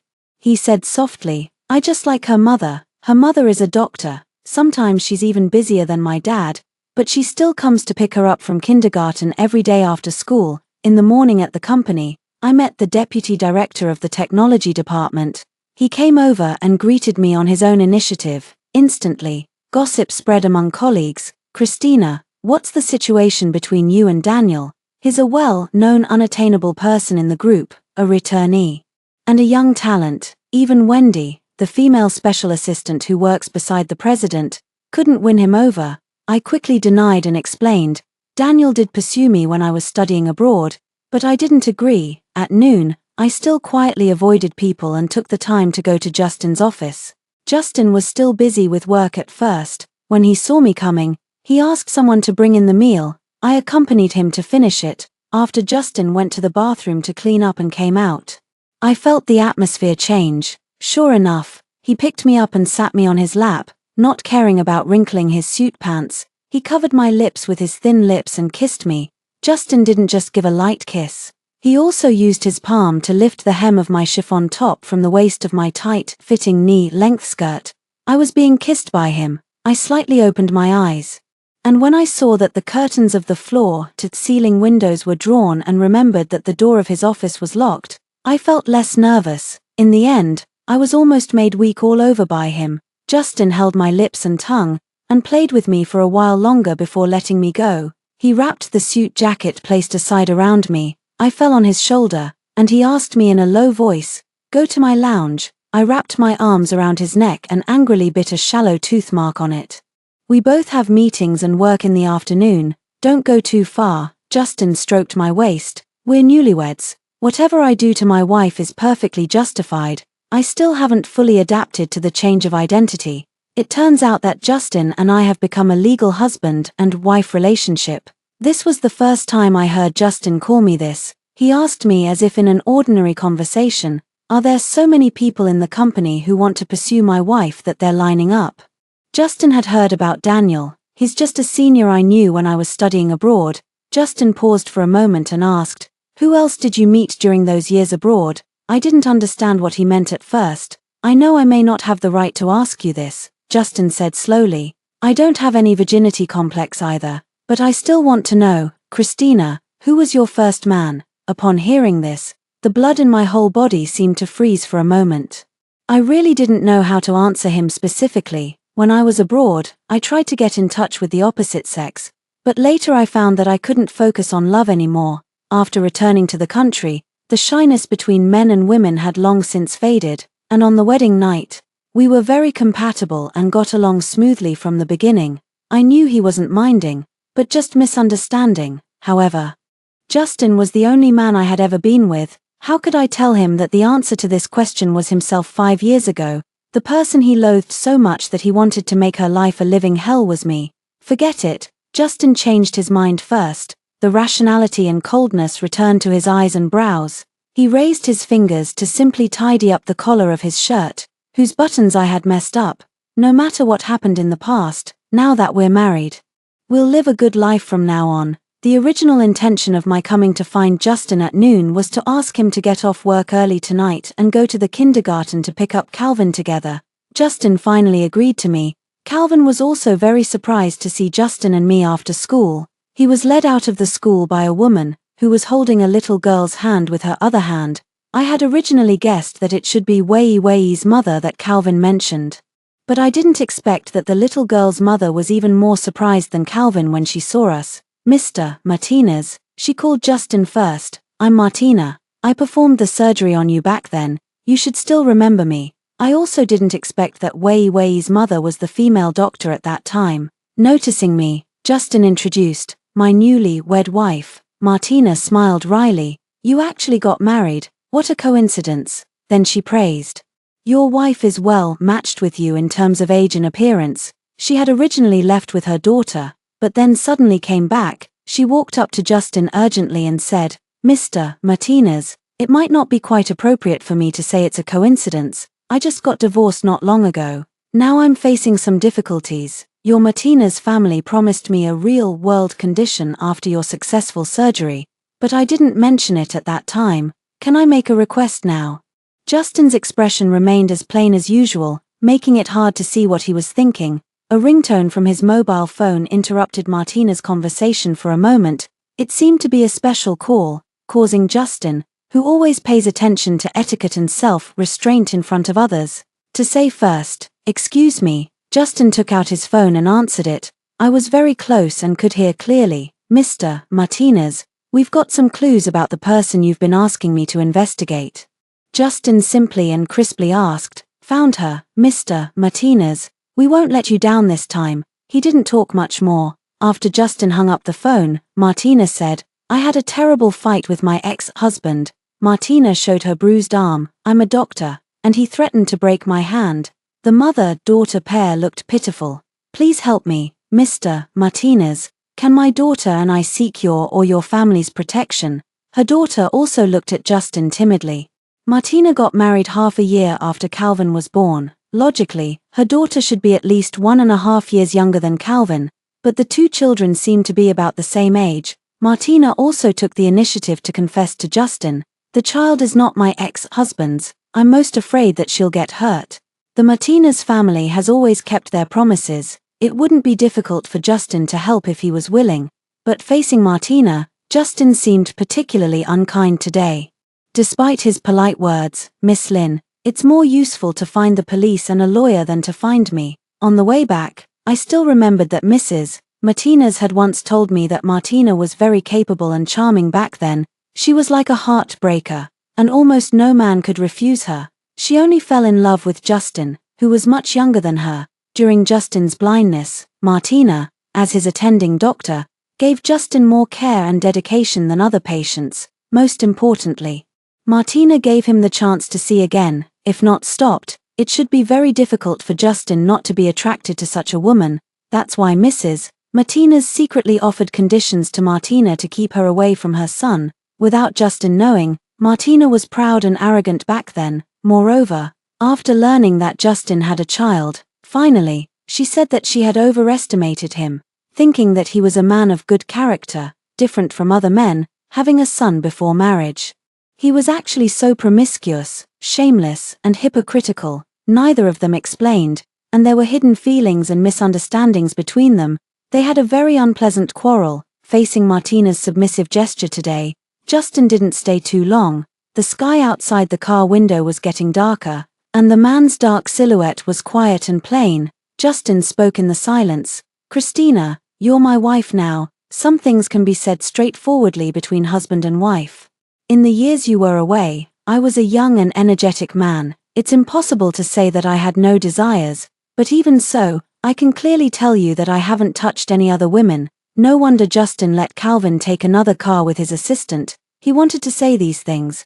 "My life isn't that exciting," he declared in advance. "That Miss Lynn's daughter can't be mine." He didn't want me to have the slightest doubt or misunderstanding. Although Justin isn't old-fashioned and dogmatic, he really doesn't have a hobby of being eager to be a father. I believe what he said at noon. Since he chose to get married, regardless of the past, he would live a good life with me in the future. This was his sincere words. The man who usually stays in the bedroom relatively early at night was unusually staying in the study to deal with work today. I went to bring him some fruits, but saw his almost perfectly proportioned figure standing with his back to me in front of the window outside. Justin was on the phone. "Prepare a cruise ship for me." His tone was clearly calm, but it seemed to carry the coldness of the night outside the window. "I don't need to know who she is exactly or what her name is. I'm not interested in knowing in advance. Just bring the person on board directly then." Justin heard the movement behind him and turned around to see it was me. He hung up the phone and called, "Wife." Seeing that I was only wearing a thin nightgown, Justin took my fingers. "Why are you so cold?" He led me into the study and directly hugged me in his arms, chest to chest. I pretended not to know. "What were you talking about on the phone just now?" Justin kissed my lips. "I don't want to lie to you. I'm about to find out the truth of what happened back then." My eyelashes trembled slightly. "And then, make Calvin's biological mother pay a huge price." Justin buried his face in my neck and took a deep breath. "Don't stop me." It was already late at night. And then there was a knock on the door outside the study. "Dad," it was Calvin. Justin got up from me. The nightgown had thin straps. He only opened the door halfway, blocking me behind it. Justin regained his usual calm look. As a father, compared with his child, his tall figure stood in front of Calvin. Calvin came to ask him, "Tomorrow is the weekend. Can I go to find Aunt Martina and Sister Wei Wei? Justin simply and calmly replied to Calvin, Yes, Dad, what about you? If we don't let Aunt Christina know, can you go with me to protect them? I quickly heard Justin's answer. His voice was still very calm. No, he slowly said to the child, You go by yourself, I won't stop you.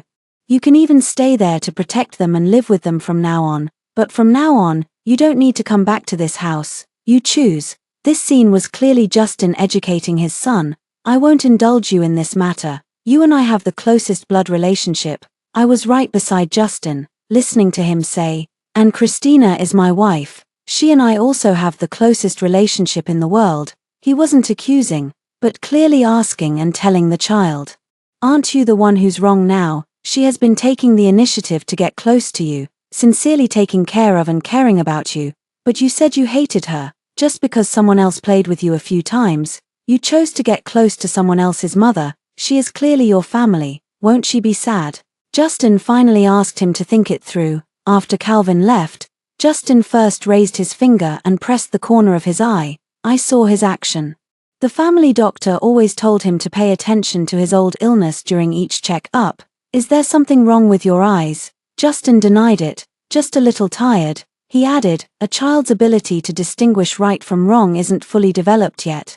His actions ultimately reflect the attitudes and outlooks on life, values, and worldviews of adults. I'll teach him to understand where the principles and bottom lines are and won't let you be wronged. Justin indeed seemed like a strict father. However, although he loathed the child's mother, he wouldn't take it out on the innocent child, seemingly strict, but in fact, his concern and care were obvious. The man who was always sparing with words in front of others would actually spend time and say a lot to teach his child to understand things. Justin was clearly rational, calm, self-restrained, and had a strong and resilient core.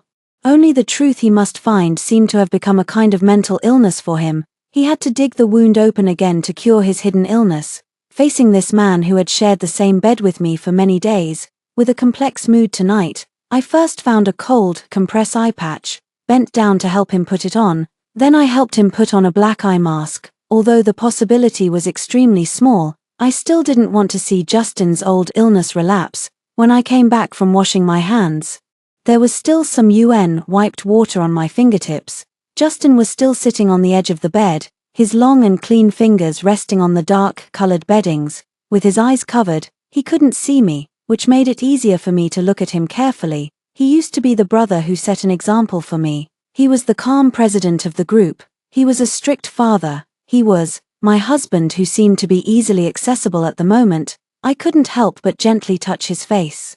Staying on his jawline, the various moments of getting close and getting along in the 2 months since I returned to the country flashed before my eyes. Now I really wanted to confirm one thing with him. Justin, do you like me now? I was afraid that I would never be able to hear the answer in the future. He didn't answer me directly. Instead, he lowered his head and bit one of my fingers. The cool and wet fingertip touched the inside of his mouth.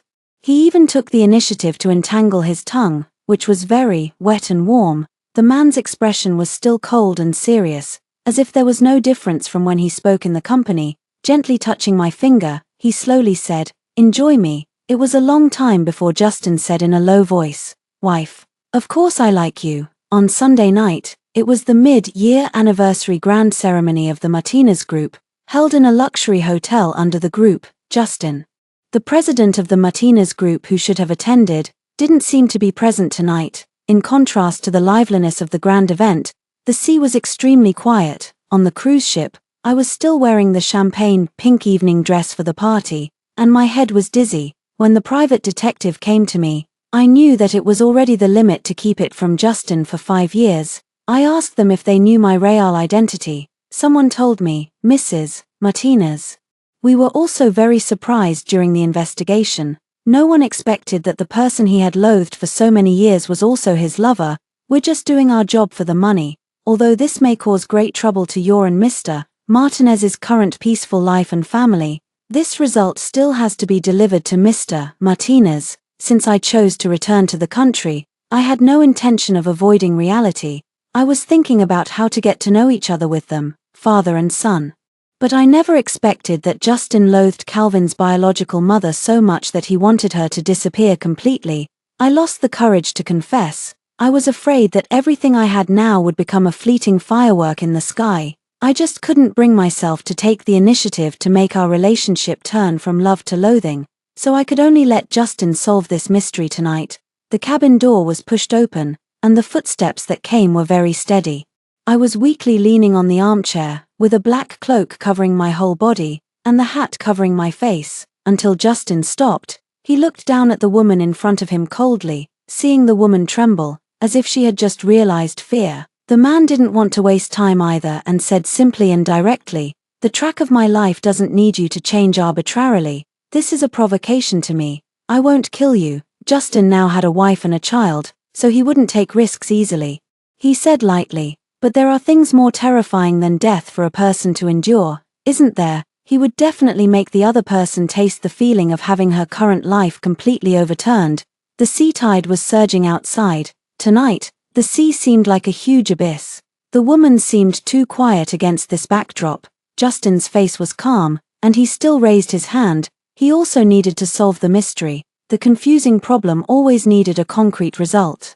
But Justin didn't know that his love and loathing were colliding with each other. He touched the brim of the hat covering the face. He quickly lifted it up. The black cloak slipped off, completely revealing a delicate figure, and a face that Justin was extremely familiar with. Although he was always calm in handling things, he couldn't hide his shock. "Chris, Tina." Justin took out his phone, as if to confirm if there was a mistake. I couldn't avoid it any longer, so I grabbed his sleeve. "What you see is the truth. How old were you back then?" It took Justin a long time to speak again. "Didn't I teach you how a girl should protect herself?" I had never seen Justin look so displeased. "What stage of life were you in? How could you let yourself get pregnant?" In the Martinez family, Mrs. Martinez didn't really control me much. When I was just turning 18 and about to go to college, it was Justin who gave me a CD. He was cold and reserved at that time and didn't explicitly tell me what it was. After watching it, I found out that the content was a very detailed explanation of physiological knowledge. We were in two different cities during my college years. As an older brother, he had the right to tell me that in the future, when facing any man, I should first remember to protect myself.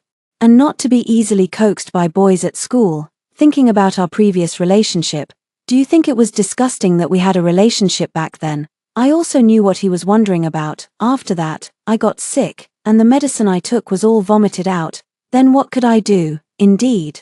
Calvin's birth disrupted your life at that time. I had hypoglycemia and was seasick, and my condition was really bad. The next moment, I fainted. When I woke up, I was no longer on the ship but lying on the double bed in the bedroom of our residence. Remembering Justin's rare angry look at the end, I thought that when I opened my eyes again, I would be sent to places like North America or South Africa.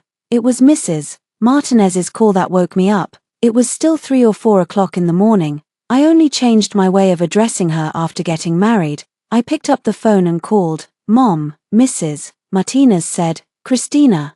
Mike came to us in the middle of the night and asked if we had forced you. Does he know everything? I've never seen him lose his temper with me like this. I'm afraid he'll take it out on you. Why don't you take Calvin and go abroad for a vacation to avoid it?" I didn't go abroad, and I didn't even hide from him. In the new week, when I went to the company for a meeting, I saw that Justin was still sitting at the head. He seemed a bit absent-minded today. Although he was still wearing a complete three-piece suit, he was leaning back in the armchair. If you looked closely, you could see signs of fatigue under his eyes. The watch and tie clip he usually wore were missing today. Accidentally making eye contact with Justin, I paused slightly in my speech during the meeting. He didn't come back all night. What was this between us? Was it our first argument and Cold War? Justin had a cold and taciturn personality, and I had always been gentle and mild-tempered. He had always been in a mature and tolerant position in front of me. I never thought that one day, we would have a few words of argument. As soon as the meeting ended and I got up to leave, something happened. I didn't notice that a male colleague, while packing his computer, elbowed me directly in the lower back. The force was so strong that I staggered forward and my waist hit the sharp corner of the table. The pain made me break out in cold sweat. And I knelt down on the ground. The colleague's face turned pale, and he wanted to help me, "Get out of the way," came Justin's voice. The apricot-colored French shirt was stained with blood. Justin's expression was not good. He quickly took off his coat and wrapped the large suit around me, using the suit to cover me. He squatted down and only then lifted my shirt. The waist is such a vulnerable place. Justin quickly checked the injury, took the clean handkerchief handed over by the assistant, and gently pressed it on the wound to stop the bleeding. He held my knees and picked me up in public.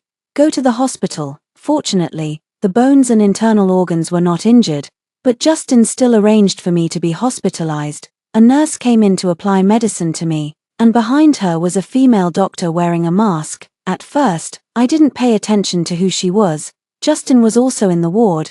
The nurse originally wanted to ask him to go out, but Justin said lightly, "I'm her husband." I lifted the hospital gown, and his male gaze fell nakedly on my waist and abdomen. He frowned and then walked out of the ward.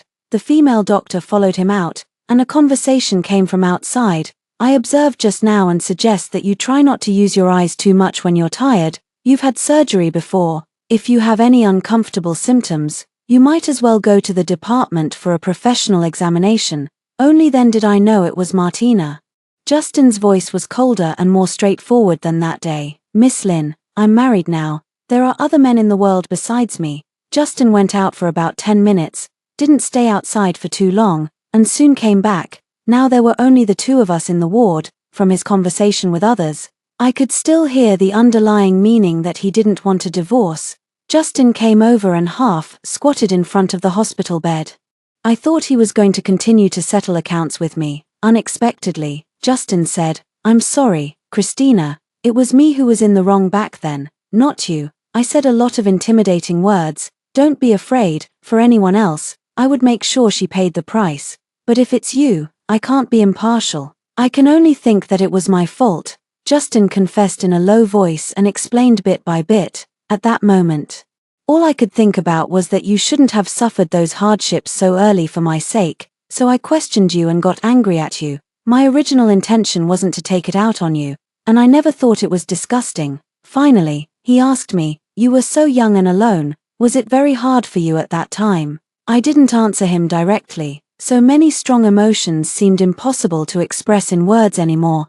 "I kind of want to kiss you now." I leaned against the pillow, and Justin leaned towards me, gently touching my lips. He carefully avoided my injuries and got close to my chest. I heard our heartbeats beating in sync. Feeling that a light kiss wasn't enough, I took the initiative for once. I stuck out my tongue and even used a little skill, but he didn't open his mouth. I couldn't help but ask, "Why?" Justin then told me, "I went outside to smoke just now." He added, "I smoke occasionally." I was surprised that he had this habit. "Finally," I said, "it doesn't matter." Then he opened his lips and directly entangled with mine. I could hardly smell the cigarette smell anymore. Instead, I tasted the faint mint flavor left after he rinsed his mouth, with a hint of sweetness. "You were seasick and scared. Why did you still want to get on the ship? If that was your predicament, even if I was scared, I would still want to take you away." Just as Justin was gently pressing on me and kissing me, the door of the ward was pushed open. It was Mrs. Martinez who came with Calvin.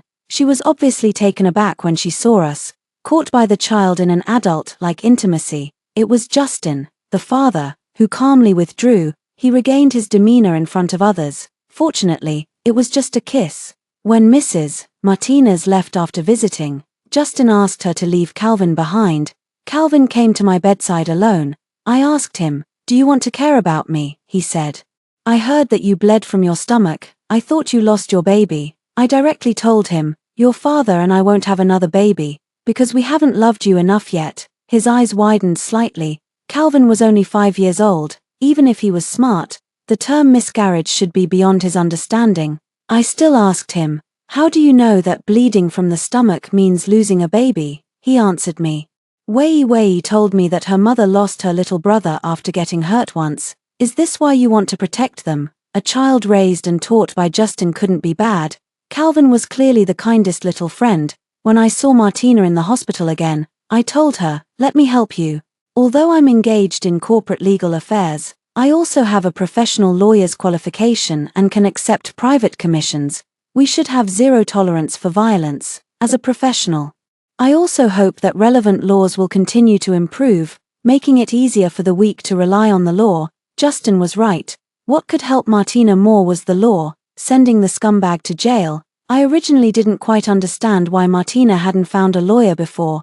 After my injury improved a bit, I accompanied her to an appraisal center. After coming back, we were sorting out materials in a coffee shop near the hospital. When we came out, it was already getting late. There were several men standing across the street, looking at us vaguely. Martina's face turned pale. She said to me, "Christina, you should go first. Whenever someone tries to help me, my ex-husband will come to intimidate and coerce them." I also realized something was wrong. The men were coming towards us, 2 women. Just when it was almost the most dangerous moment, 2 cars suddenly stopped by the street. Justin got out of the Bentley in front. At that moment, he was like a god coming down to earth. Several well-trained bodyguards also got out of the car behind. Not a very long distance. Justin, in a suit, almost strode over. He kicked down the man closest to us, and his hand landed on my waist. The man's hand was very big, showing the difference in body size. He almost held half of my waist, pulling me half into his arms. Justin's hair was slightly disheveled. He asked me, "Are you okay?" The man who had been kicked down suddenly got up again and rushed towards Martina, waving his arms. "You bitch, you're quite capable this time." Justin and I were the closest to her. Seeing that Martina was about to be hit, Justin still let go of me, took a step forward, and reached out to firmly grab the man's wrist. He blocked the fist that was inches away from Martina. It was Justin who called the police. His hand was scratched. He went back to the hospital for disinfection. Martina said to Justin, "Thank you for helping me." Justin didn't even look up. "You don't need to thank me, thank my wife. It's my duty as her husband. I'm helping you because she definitely doesn't want to see you get hurt again now." Martina still wanted to say something. "I just wanted to seek your help. I didn't mean to break up your family, but I do regret and wonder if I hadn't been so arrogant and had been more determined back then, would things be completely different now? Your mother actually sent me away back then." "Justin, I just want an answer from that time. If I could have been more determined." I heard everything from the side. In fact, an idea had sprouted in my mind, and I wanted to hear his answer from that time. It seemed that he could tell I was curious. So Justin finally said to Martina, "I have abundant material wealth. My parents raised me normally, and I'm not lacking in the spiritual world. I have a strong and firm inner strength. So, why do you think that just because you happened to appear when I was sick, you could be my salvation and light? What you gave me were things I didn't lack. I wasn't moved or attracted because of that. Dr. Lin, I appreciate your help during the surgery as a doctor, but I also paid the full surgical fee. Although you were a heartbreaker in the eyes of many people back then, I admit you're excellent, but I wasn't attracted. After leaving the hospital, you were just a passer-by to me." Justin had never liked Martina at all. Falling in love with someone, for him, couldn't be that simple. The person he liked was carefully nurtured by him for many years. Then, after waiting wholeheartedly, he finally carefully touched the fragrant petals. Tonight was the last day of my hospitalization. He slept with me on the same hospital bed. I said to him, "It turns out that just saying the word husband can make me feel very safe." I then asked Justin, "Did you like me a long time ago?" I got his answer, "Yes, but even someone like him, a child of fortune, would have moments of retreating because he felt unworthy, and thus said words against his heart." I went back to work in the company. That night on the sea was like tearing apart the surface of the calm that we had always maintained, revealing its turbulent appearance. Finally, it miraculously returned to tranquility. Even I didn't expect it to be resolved so easily. It was as if the strong loathing that Justin had once felt instantly turned into bubbles and dissipated the moment he found out it was me.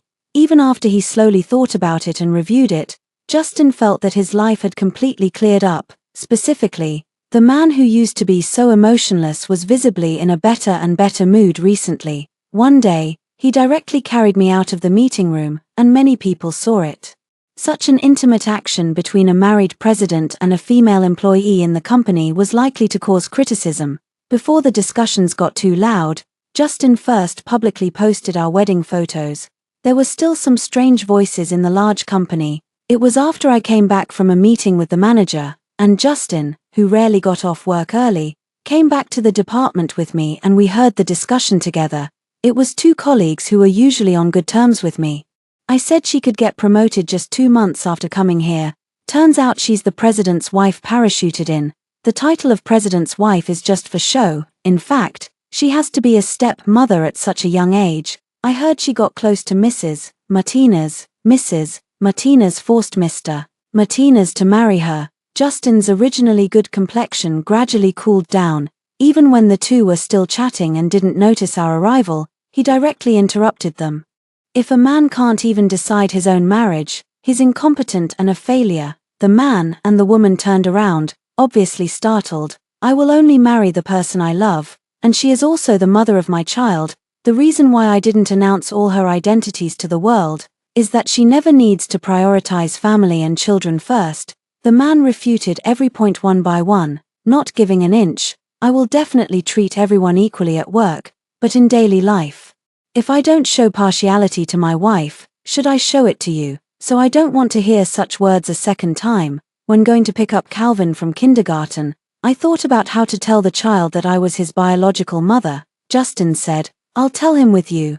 Justin always makes me see that a good relationship can become a source of strength and make us each other's protectors. I took Calvin to a convenience store. He looked at the snacks on the counter.